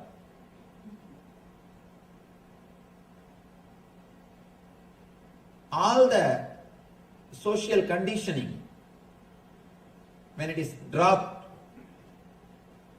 you understand your life and death is nothing but moving from room to room. You suffer because you are not able to leave the situations which you created. You created, working so hard, you created a beautiful house, got a big car, created a big bank balance. Everything is ready. Now you have started living. Suddenly Yama appears and calls you, hi, enough now? Come. It is time for you to come. The only problem is, whatever you created, that is being taken away from you. That is the problem. That is why you are afraid. When you are out of the social conditionings, you are not afraid of death. You know it is just moving from one body, one room to another room. Srotram chakshus parshananja rasanam granamevacha adhishtaya manaschayam vishayan upasevate. The living entity, thus taking another grass body, obtains a certain type of ear, eye, tongue, nose and sense of touch, which are grouped about the mind. He thus enjoys a particular set of sense objects. One more important secret he reveals here, Krishna reveals. Based on your engraved memories in causal body, based on your engrams in causal body, you will create new senses. Understand? You will create your eyes, ear, tongue, nose and sense of touch, body based on the engram which you have in the causal body. If your mind changes, your body also will change. That is why in Samudrika Lakshana, there is a science called Samudrika Lakshana in India. Just by seeing your body structure, they will tell everything about your mind. Because they know the secrets. how your mind changes the body. How your mind can change your whole body. Here Krishna says, living entity creates your srotram, chakshu, sparshanam, rajanam, rasanam, granam evacha. All the five senses are created by your mind. Please understand, not only every time you take birth, every day when you wake up from bed, your senses are recreated. If you can change your thoughts, I can assure within 6 months your face will change. Many people come and tell me, Swamiji, after I started meditating, in 2 months my face has changed. My whole body has changed. It has got a different grace now. Please understand, when you change your mind, really your body changes. You will have different grace in your being. Beauty comes by makeup, grace comes by meditation. Beauty comes by medication, grace comes by meditation. Beauty is different and grace is different. Grace is something which makes the other person pleasant, which makes him feel at home. Beauty is something like which tempts him, which makes him feel excited. Beauty creates rajas in other person. Grace creates sattva in other person. That's a beautiful example. In Tamil version of Ramayana, they say, when Sita entered the court of Janagaraja, all the kings and rishis, including Vasishta, stood up automatically. When Sita entered, see, Sita is goddess Devi today. We all worship her. But when she lived, she is after all a princess. There is no need for Vasishta to stand up. She is supposed to come and touch the feet of Vasishta, because Vasishta is a great rishi. But just because of her grace, not because of beauty. Beauty will not create respect in other person. Beauty will create only temptation in other person. Grace only can create respect in other person. She is so graceful. She is radiating grace. The moment she walked in, including Vasishta, everybody stood up and respected her. The being, inner being, the mind creates the body. Mind creates the body. I wanted to tell you an important thing. In Zen Buddhism, they say, when you walk, if grass does not die, if you don't create path on the lawn, you are qualified for sannyas. No, really. They live in small cottages, Zen monks. In front of whose cottage there is no pathway. In front of whose cottage the pathway is not created. He is considered to be spiritually evolved soul. They say, your feet should be, your walking should be so graceful, grass should not die. You should not kill the plants. I thought, how can it be possible? Just by the very weight, the grass will die. I was thinking, analyzing, till I went to one forest in Tamil Nadu. I went to a forest where they take you on the elephant safari. They will make you sit on the elephant and take you around. I went for that safari. They took me around, they made me sit on that elephant, and then the man who takes care of the elephant, Mahut, we call him Mahut. What do you say in English? Alright, understand the word, same word Mahut, that's all. This Mahut guy is walking. He is taking us for safari. We went round and suddenly it became dark. course, it became evening and dark. I asked him, now how will you go back? And this guy is neither having torch, nothing, or any flashlight. How will you go back? He said, no Swamiji, I know the route because every day I walk, my path will be there. I have created a path by walking every day. I know how to go back. And I asked him, elephant doesn't create path. He said, no. Understand, elephant also walks with him. Both of them walk in the same path. Man creates path, elephant is not creating path. When elephant walks, grass is not dying. Plants are not dying. Then usually all the intellectual mind, next step it will go, no, elephant has got 4 legs. So the weight is distributed. Man has got only 2 feet. Too much of weight is concentrated. Then I started calculating. What is the square feet? 4 feet. What is the space which is touching the ground? And the weight of the elephant. And man's space, how much of space is touching the ground? And man's weight. After calculating, I understood 4 times more weight, more load is put by elephant on the ground. But elephant is not making the path, man is making. Then, apart from the weight, apart from the pressure, something else is there.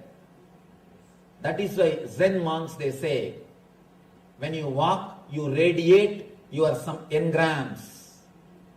You radiate your samskaras. If you carry the negative engrams, because man as such always carries violence.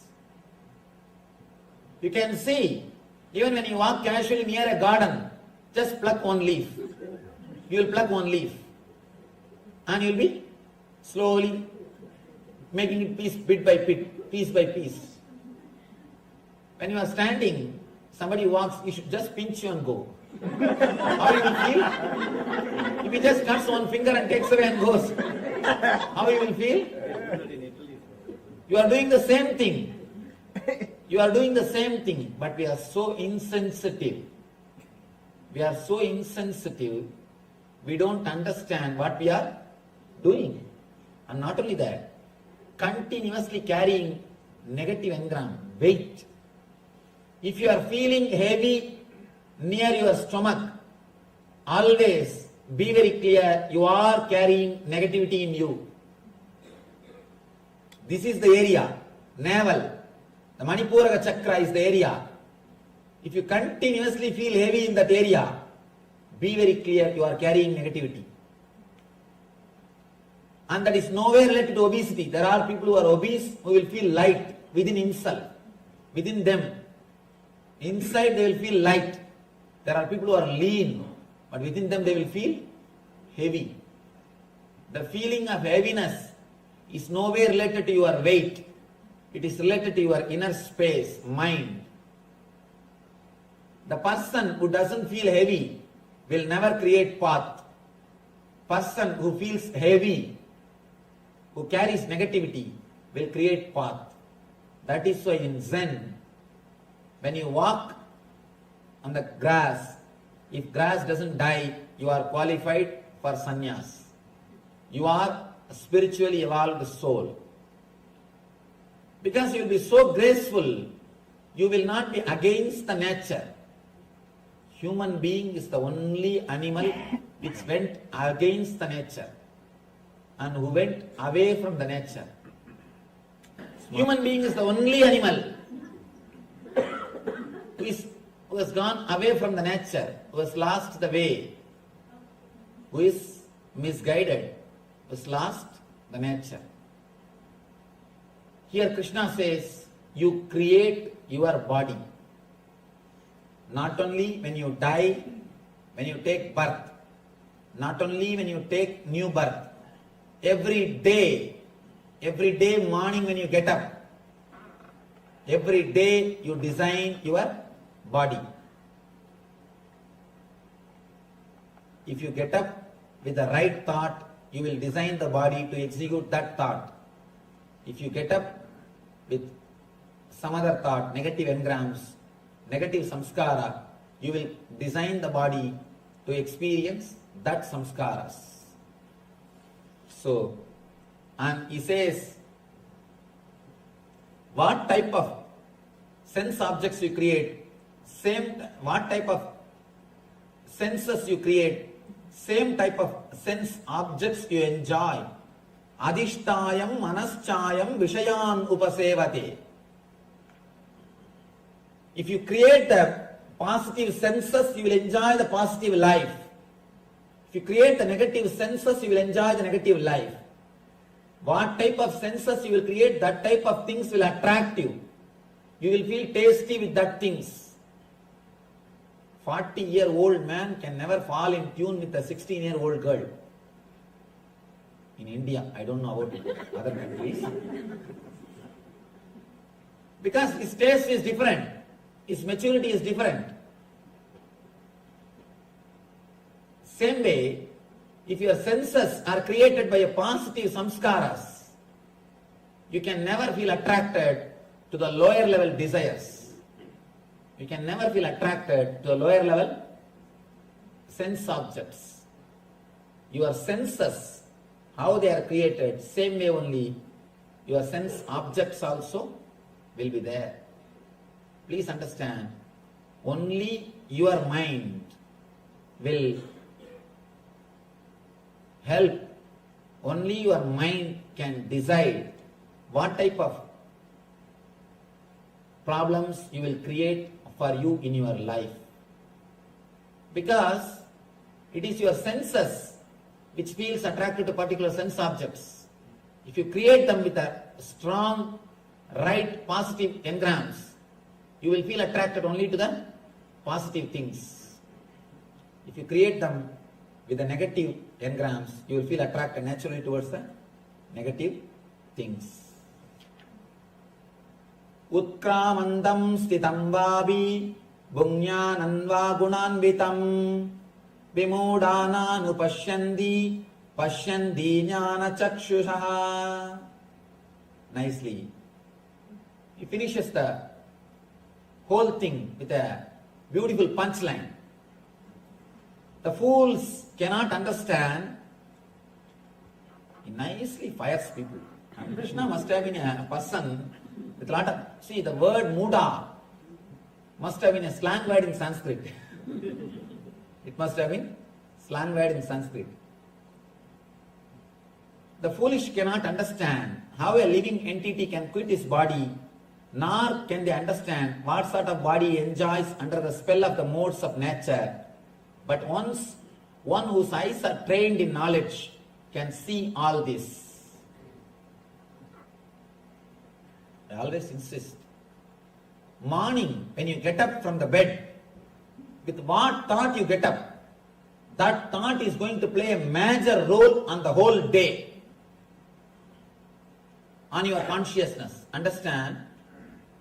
Usually how we get up?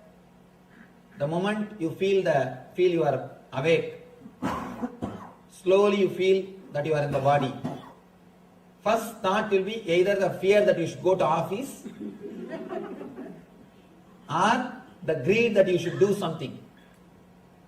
The moment that fear or greed comes, you just jump out of the bed and slowly with closed eyes you ask, hey, what is time? If they say 8:30, just you jump out of the bed. You catch this body with the thought of fear or greed.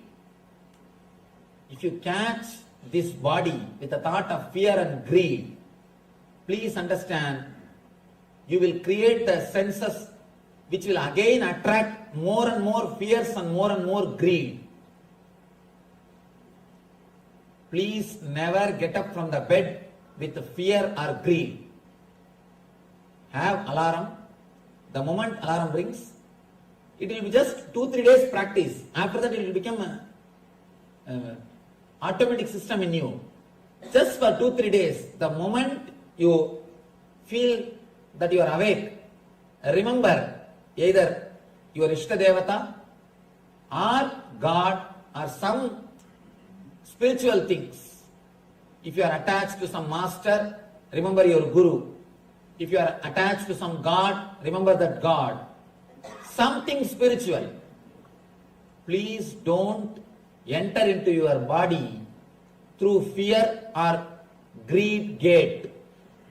There are so many doors to enter into your body. Don't enter through fear gate or greed gate. Then you will create the body which will attract more and more fear and more greed. Morning, the first thought should be spiritual. Enter through the spiritual gate. Remember, some divine thing, some god or your master, and just say namaskar. Oh God, you have given me one more life, one more day. Please be very clear. You are waking up just because of His grace. It is not that everybody who has gone to bed is waking up. It is not that everybody who has gone to bed is, they are waking up. No. Be grateful. You extended one more day. Extended stay. Just like extended stay America, we have to say extended stay planet Earth. Your every day is extended stay planet Earth. Please be very clear. Just be grateful for one day extension. So nice. You gave me one more day extension. Oh Lord, thank you. Let me come out and live in your world happily. One more day. Please be very clear. Don't think waking up is your birthright. No, it's a pure gift. It's a pure gift. It is not your birthright. Even your birth is not your right. What to speak about? Waking up. It's pure gift. Just feel grateful for that great gift and get up. When you wake up with the spiritual thought, whole day you will see, you will have that same consciousness, same kind of inner space. You can see practically. Morning if you get up with an irritative mood, whole day you will carry the same mood. Because that samskaras, that engrams will stay with you till you again fall into the causal body. From causal body you get up and come out. When you reach that physical body, on the way, what samskaras you pick up? It's like a mall, that three bodies. Sattva, Rajas, Tamas. The pranic sarira, mental body and etheric body. From causal body you travel up to physical body. That time you see a big mall. Whatever you samskaras you pick up, based on that only you will design your physical body. Every day you recreate. If you want to see the reality, truth behind these words, just 21 days, get up with a spiritual thought. Today go and take photograph of your face. Passport size photograph. 21 days, get up with a spiritual thought. With the remembrance of divine, you will see your eyes will be totally different. Your eyes will be totally different. And one more thing, when I say some word, I take responsibility for that. I know the truth behind this word. That is the reason I am explaining. Please be very clear. I am not giving you some theory. This is the science with which I worked. At least 100,000 people are regularly practicing the meditation techniques which I expressed from my experiences. I tell you from that authority, this is one of the ultimate, I can say, deeper level technique to transform your whole consciousness. Don't pick up tamasic, rajasic engrams. When you come out, if you pick up the greed or fear engrams, you will create the body which will radiate greed and fear, and in turn you will attract the incidents, greed and fear in your life. When you get up, come out of causal body to physical body, pick up sattvic engrams, sattvic samskaras, peaceful, blissful memory. Remember some God, some guru, something which gives you the spiritual thought. Come out. That is why our masters say, early morning when you get up, do meditate. Meditate little bit. At least that first few seconds, your whole inner space will be new. So he says, only a person with knowledge can see the truth of this science. So now, whether you are a person with jnana chakshu or muda, only you have to decide. Here Krishna says, foolish cannot understand. Person with jnana chakshu can see the truth and understand. Now the whole truth is in front of you. It is up to you to be a muda or to become a person with knowledge eyes, jnana chakshu. It is now up to you. Let us pray to the Parabrahma Krishna, ultimate energy, universal consciousness, cosmic intelligence, to give us all the experience of eternal consciousness and make us beings with jnana chakshu and establish us in eternal bliss, nitya ananda. Thank you.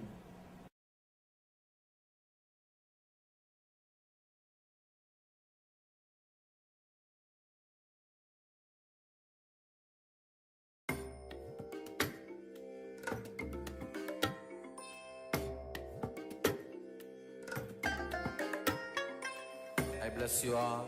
Let you all open all your three eyes and manifest the powers of Mahasadashiva. Om Nityananda Paramashivoham. Om Nityananda Paramashivoham. Om Nityananda Paramashivoham. Om Nityananda Paramashivoham. Om Nityananda Paramashivoham. Om Nityananda Paramashivoham. Om Nityananda Paramashivoham. Om Nityananda Paramashivoham. Om Nityananda Paramashivoham. Om Nityananda Paramashivoham. Om Nityananda Paramashivoham. Om Nityananda Paramashivoham. Om Nityananda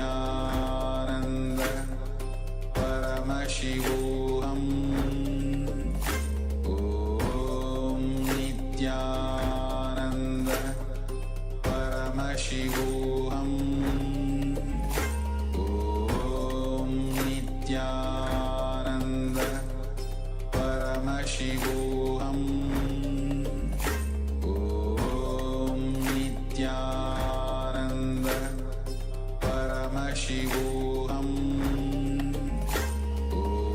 Om Nityananda Paramashivoham. Om Nityananda Paramashivoham. Om Nityananda Paramashivoham.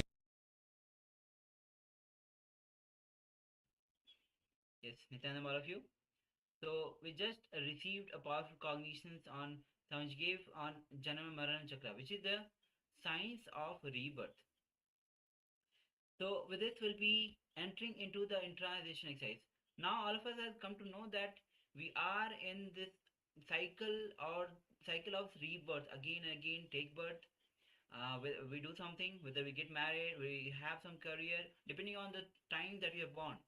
We die again and we take birth again. This is science of rebirth as Samji has beautifully explained. Now we'll be taking few moments in our life and scanning our life, scanning the thought currents and looking deep into our life to cognize what are the patterns that we carry, to identify. Yes, so requesting participants, you can have a pen and paper ready. So requesting participants to grab a pen and paper, and we will be going into this internalization exercise. Just giving you all a moment to get together the pen and paper.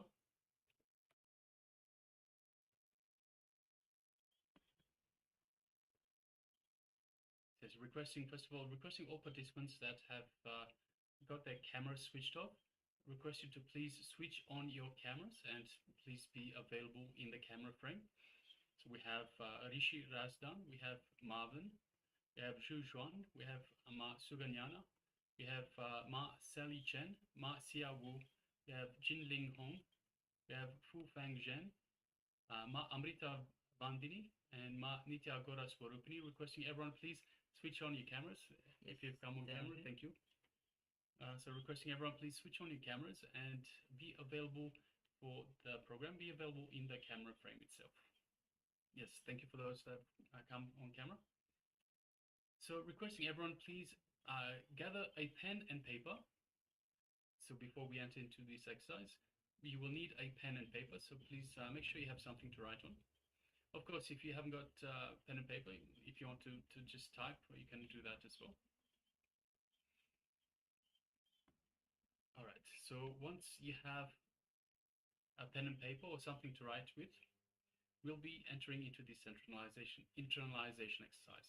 So let us scan your life and see, are you stuck with any thought currents? And if so, in which dimensions of your life are you stuck? Any thought currents, any karma patterns? So have a look in all the dimensions, whether it's health, wealth, relationships, spirituality, and all other aspects of your life. So we'll be projecting the slide for you shortly. For each of the karma pattern that you identify, write what steps you will take, what powerful cognitions you will apply. So write what is the liberating powerful cognition that you will apply. So once again, scan your life and see where you are stuck with thought currents, with karma patterns, in which dimensions of your life. So scan through each dimension of your life, each one by one, health, wealth, relationships, spirituality, and all other aspects of your life, whatever aspects of your life you have. And for each karma pattern that you identify, write down what is the liberating, the powerful cognition that you can apply, that you will apply. So requesting everyone to please start this. Just one moment, we're going to display this slide. Yes, so the slide is now displayed for you. Please go ahead and start this exercise.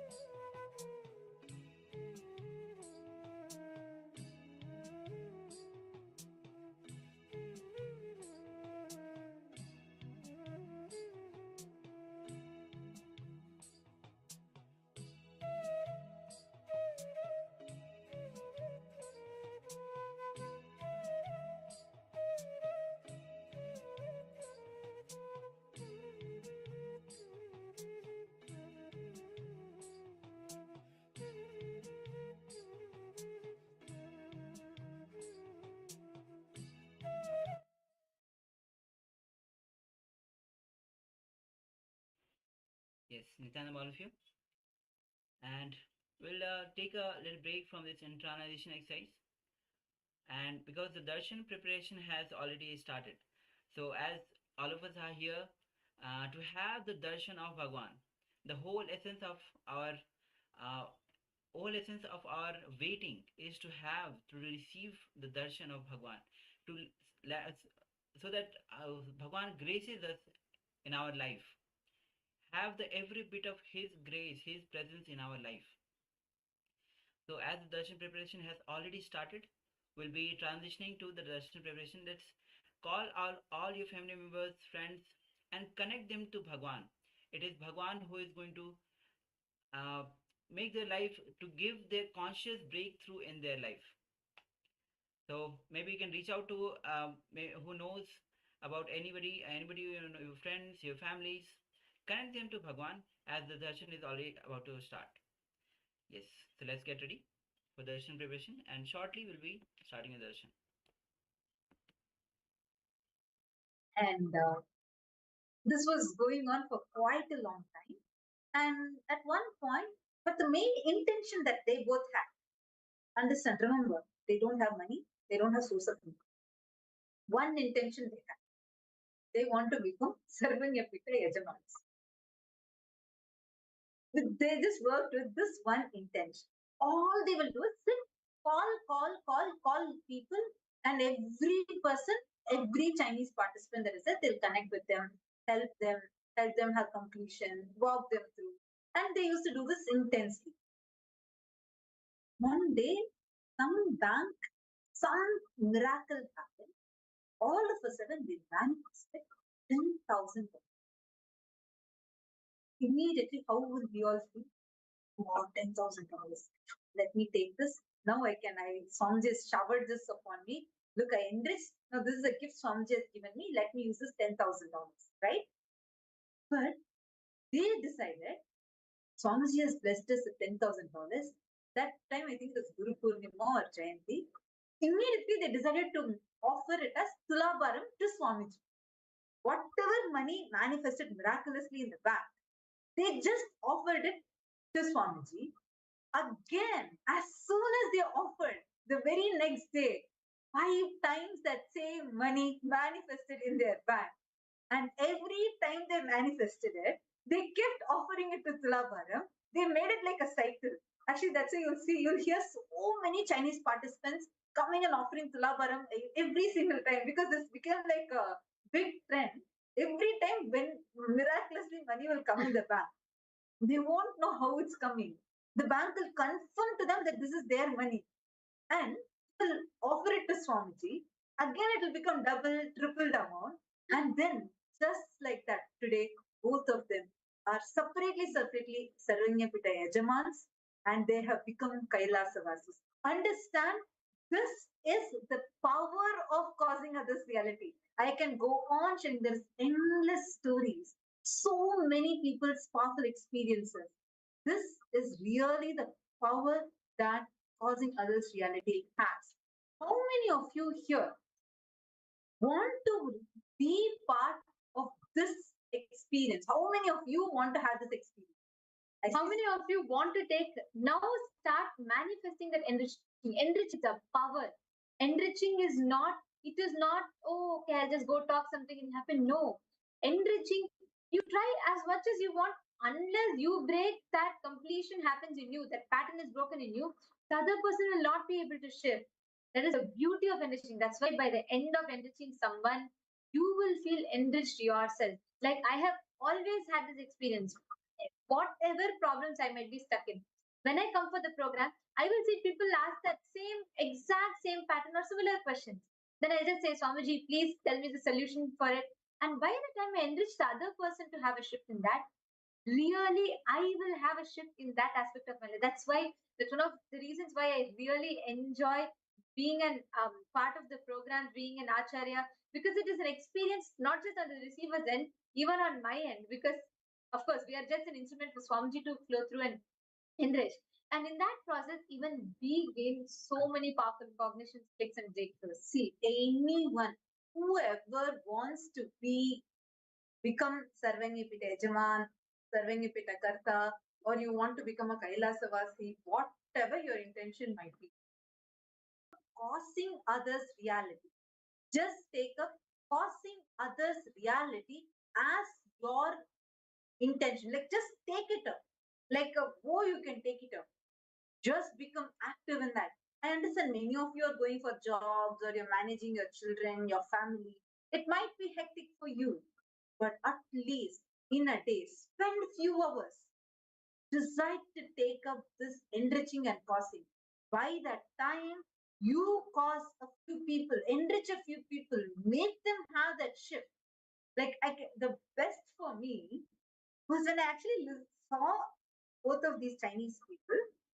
I am saying Chinese participants because I saw them. The way how if they used to come and sit in the program. And every day I'll also see them. They'll be sitting continuously. They'll be attending the program one side. One more side, they'll be making calls. They'll be helping people, helping people, helping people. So many people. See, they didn't have money. But they will sit and cause people to have breakthroughs, becoming serving a Pidajmas. You used to wonder, wow, so beautifully Swamiji has made this for them. Then, in a matter of few months, I think 2 or 3 months, they had the first breakthrough, $10,000. Second breakthrough, third breakthrough.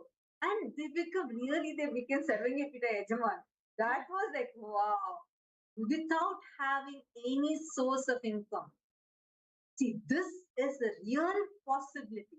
This is the power of your living. That is why Swamiji says, enriching is the power of your living. Just by the way you live, enrich and live, things will manifest for you. You will see, logically, it won't make sense. You'll be like, hey, wait, what did I actually do? My action plus my effort. All this should only given this as a result. But from where did that result come? Secret key is Swamiji. The person who's manifesting the result for you is Swamiji. All you need to do is focus on the process. When Bhagavan Krishna in Bhagavad Gita says, Karmanye vadikaraste maphaleshu kadachana, he does not mean that you should be powerless and say, oh, I'm working. Okay, Bhagavan has told I should not be thinking about my result. No, he just means your action is not really equal to the result because result is in his hands. You focus on the process you are supposed to do, you will be showered and showered. That's literally how I feel like in Kailasa, any of our projects, whatever we do, everything, it is just like this. I'll feel like, wait, whatever actions or whatever effort I'm putting is so tiny. But always I'll feel like Swamiji will shower something like to some other extent. I'll feel like there is no connect between what I am trying versus what Swamiji is showering. But that is his grace. That is his grace. All he wants you to do is, Swamiji told at one point, like I was feeling stuck in some project, something. And that time, like so sweet, Swamiji will actually attend to each one of the Kailasavasis. It's like you're part of this very own family, this very own extensions. That's how it is. So even one smallest, tiniest problem you have, Swamiji himself will actually attend to it. And it will not like just be attending to it. It will be like Swamiji will be personally being there with you, taking care of you at every level. This Kailasavasi lifestyle.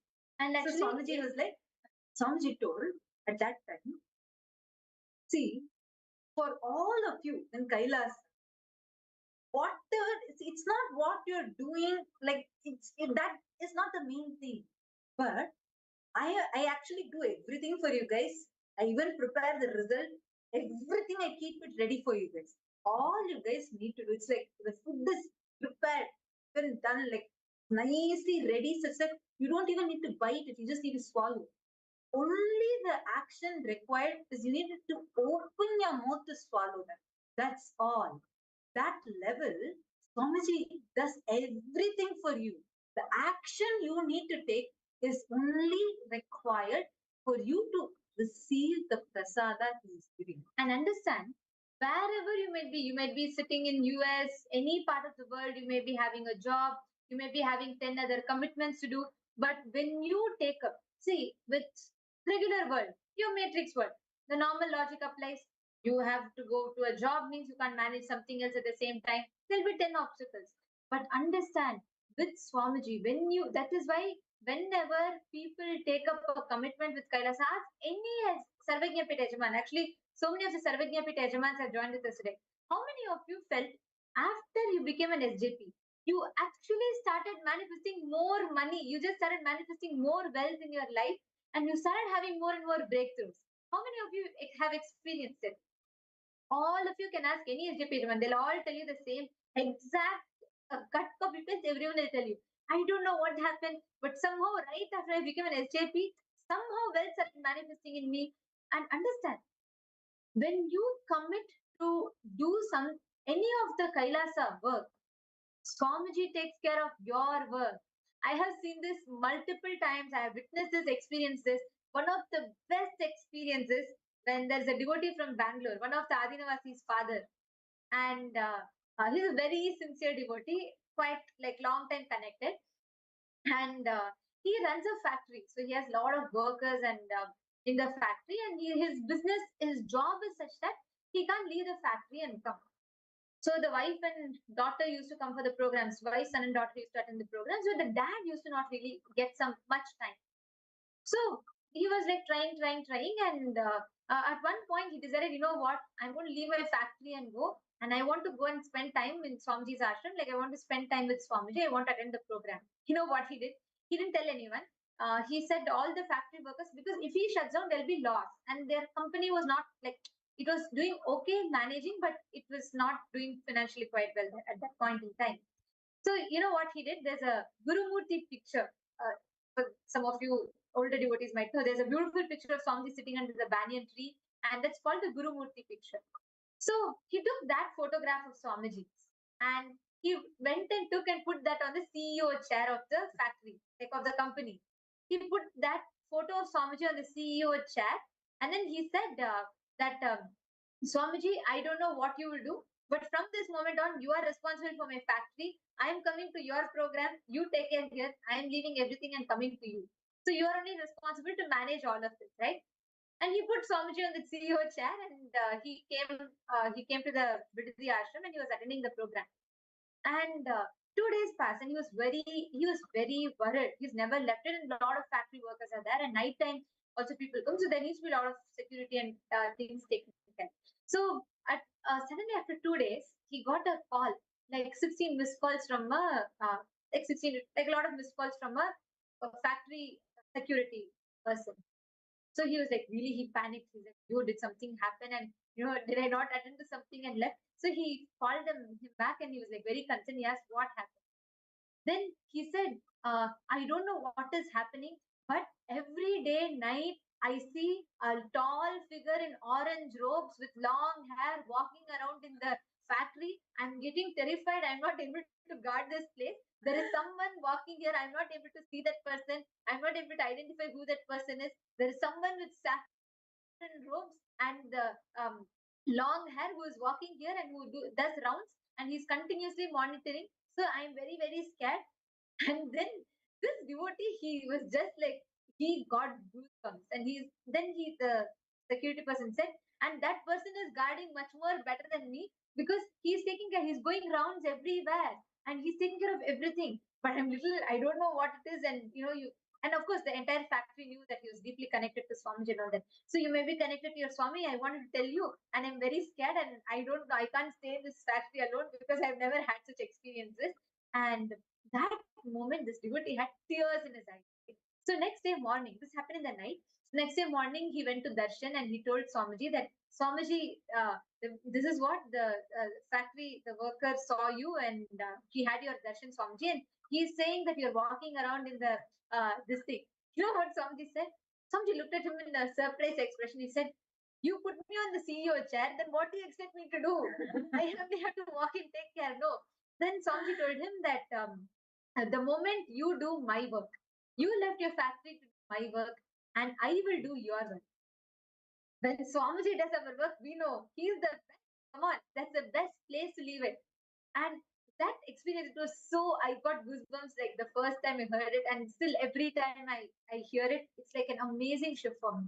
When you leave, nothing matters. Understand? When you leave, there might be your job, there might be your like obstacles, something or the other. And you always have reasons. As long as you live in the matrix, you have to attend to your children, you have to attend to your family, you have to attend to your job, you have to attend to your work commitments, you have to attend to this and that and what not. There are always reasons.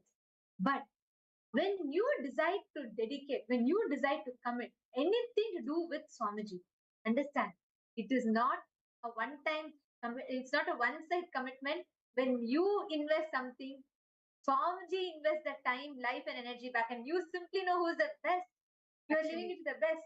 When that incident happened, the factory finally told him, this Ayya was still there in the Arinam, experiencing the program. They told, only that month, the income rose to four times more, not percent, 4 times more than the normal level, and the profit grew multifold. Yes. So, you actually remember that I said, not only I got rich inside, Swamiji made me rich even outside without even me having to do my job. All I did was I only enjoyed Swamiji. Swamiji did the rest for me. See, this is how it is. It feels exactly like this in Kailasa, because it's like every bit of your whatever you think that you are trying to put an effort, Swamiji will make it happen. And you will feel like, wait, I really did not work so much for that, getting that kind of result. But come on, you're with Swamiji. Understand, anything is worthy of being given up just to be with Swamiji. Nothing is that worthy to be holding on. You can, whether you're wanting to offer your time, whether you're wanting to offer your talent, whether you're wanting to offer your treasure, or you just want to offer yourself, whatever, in whichever way, whichever level, do it. Never postpone this. And anyone, whoever wants to take up, really be part of being this enricher. You want to experience this yourself, especially for the participants who have a strong intention to become a Sarvangapita Yajaman, Sarvangapita Karta. Take this up. How many of you want to become part of this enriching team? Like, you want to enrich so that you can be showered like this, whether 1 hour a day, 2 hours a day, or how much ever time you can, but dedicate. Even if it's not even the same day time every day, but at least you want to make it happen. So every day somehow you can make at least 1 hour of your time, 2 hours of time. Really dedicate that time. How many of you are willing, wanting to be a part of this? I request you all to post in the chat just saying, I want to be part of the enriching team. Our team can reach out to you. We can support you further. But there is a beautiful opportunity for you to be a part of this. So even if you're not able to do it every day, but you want to dedicate some time, like you can say, in a week, I can dedicate these many hours. In a week, at least for this much time, I can be a part of this. Feel free to post it. And if you also want support in your Sarvangapita journey, I know many participants who have a strong intention to become a Sarvangapita Yajaman, Sarvangapita Karta. All of you also post that here in the chat so we can support you. Actually, we can keep talking. There are so many. Really, every day we hear these powerful experiences from people who have taken up enriching, causing as their experience, as their very like lifestyle. Because of that, tons of miracles happen.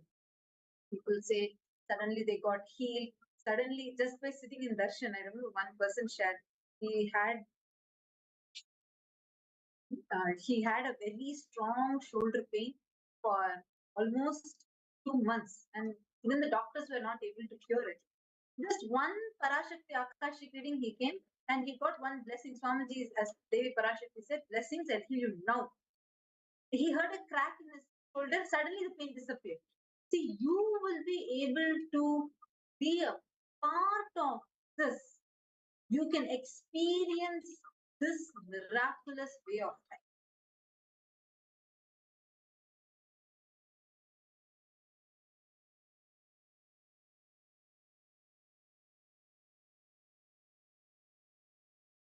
How many of you want to be a part of this kind of miraculous way of life?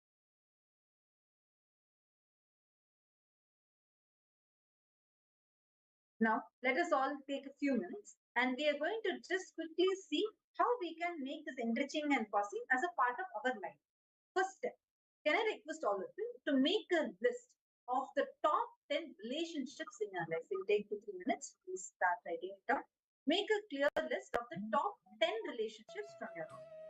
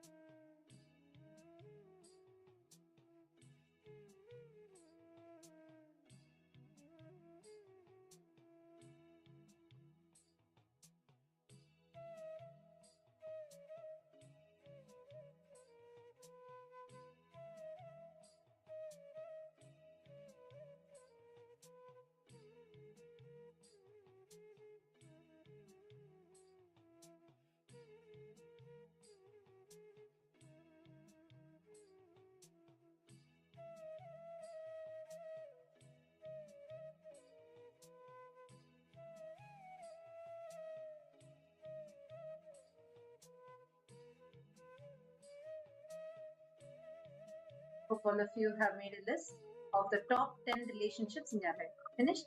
So now, let's go to step number 2.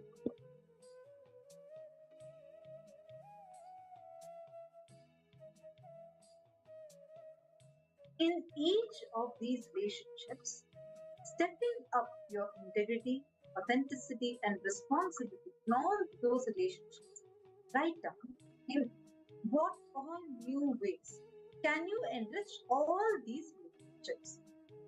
I request all of you to pen down whether it is your son, your daughter, your husband, your wife, your mother, your father, your friend, anyone, or it is Swamiji, whichever relationship, how are you going to step up your integrity, authenticity, and responsibility in all these relationships, and your new ways, how you feel you can be more enriching in those relationships. So, in any of these steps, if any of you have any questions, I request all of you to post it in the chat and ask. We can definitely help you. Now, let's enter into the step.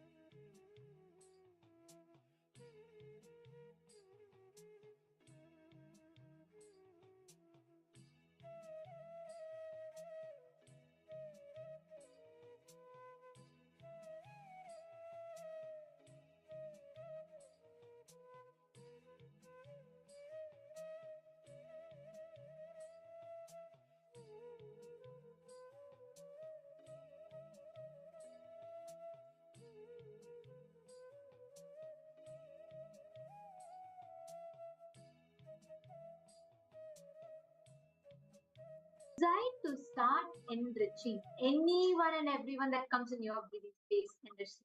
Enrich them in whatever ways you can. That will lead you to the next and next breakthroughs.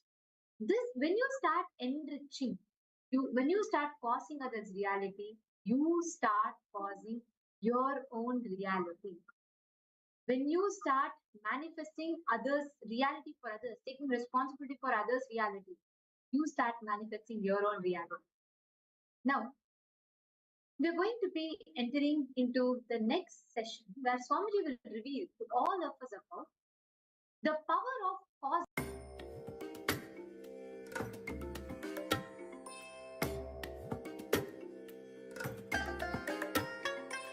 I bless you all. Let you all open all your three eyes and manifest the powers of Mahasadashiva. Om Nityananda Paramashivoham. Om Nityananda Paramashivoham. Om Nityananda Paramashivoham. Om Nityananda Paramashivoham. Om Nityananda Paramashivoham. Yes, Nityananda Nityananda. Mountain. Yes, so as we had a small exercise on enriching the top 10 relationships that we have penned down. This from the enriching segment that we have actually been going through. So it says again and again, the moment you start causing others' reality, you start causing your own reality. So it says again, when you actually are in the depressed mode, or when you are rotting with the depression, the first thing that you should do it, start causing others reality, start enriching others. Malishka says, I want to be part of enriching. Very good, ma. So, you can reach out to the actually we will connect to you and let you know how you can be a part of the enriching, because Swamiji says again, enriching is a direct way, the straight path to enlightenment. And Yes. of course, anyone else that would like to be part of enriching others. So yes, others is enriching yourself. If anyone else wants to be part of enriching, if anyone else wants to be part of KAILASA, part of whether it's as KAILASA Vasi, whether it's become part of the Sangha in one way or another, reach out to us, let us know, and we'll put you in contact with the right people. Yes. In any way you want to contribute, whether through enriching or becoming part of any project, you are most welcome. Yes. And so now, as we just came to darshan, as we already had one darshan Swamiji gave on today as the auspicious occasion of Vijayadashmi. So we'll be continuing now with our sessions, as the darshan is already over for the day. So we'll be continuing with our sessions, and we just we had before the darshan, before the sessions, actually enriching section, we had on the segment of Janama and Marana Chakra, the cycle of the science of rebirth. So now we'll be entering into the power manifestation, and the power manifestation is going to be on reducing the weight of the object which is close to you. So take a moment to have a small object which you can measure. If you have the weighing scale, that's great, and if you don't have the weighing scale, on your mobile phone you can download the application which can weigh the scale, measure the weight of the object. So that's why you should take the small object so that your mobile phone doesn't get damaged. So take a moment to have the initial measurement, the weight of the object, and then we'll move to the next step.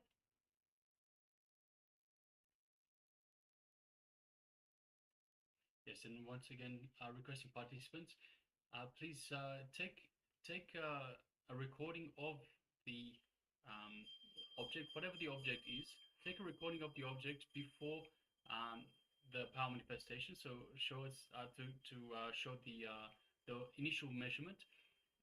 Recording during the power manifestation, and of course, recording at the end with the the weight of the object at the end of the power manifestation. So just to see, once you have these, you can enrich others by simply showing them, sharing with others, say, hey, this is what is possible. This power anyone can do. If I can do, you can do too. So you can connect them back to Swamiji as well. Yes. As in the previous section, Ma Ananda Gurupni has shared the photo of previous and the after, the initial and the after record of the weight of the object. So in that way, just take the initial measurement, start recording. As I think Luki was actually starting to record the power manifestation. That's great. So this is the first step. So take the initial measurement of the object and also start recording the power manifestation. And requesting participants that have their cameras switched off, please switch on your cameras and be available in the camera frame as we move forward with the power manifestation segment. Yes. So once you have taken the initial measurement, bring your awareness to the third eye and visualize Swamiji in your third eye. Start chanting Mahavakya. Om Nityananda Paramashivoham. Om Nityananda Paramashivoham. Om Nityananda Paramashivoham.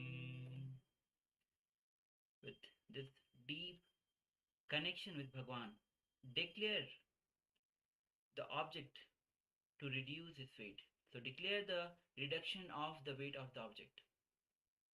Continue to chant Mahavakya. Let's begin this manifestation.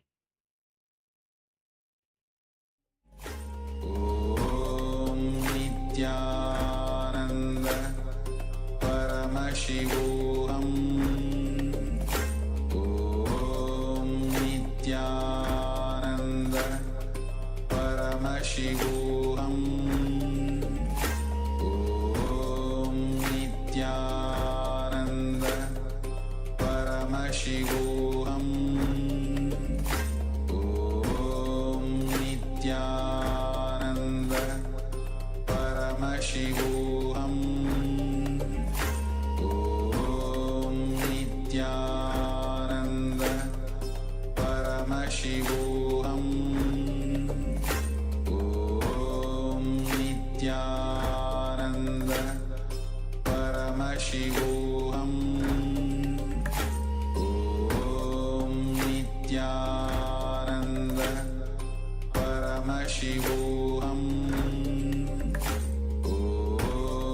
Nityananda Paramashivoham. Om Nityananda Paramashivoham.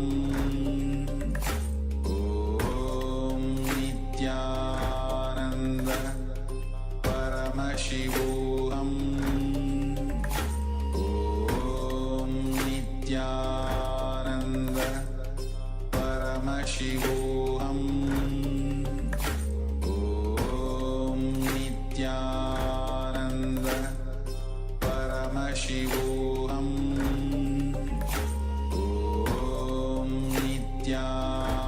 Om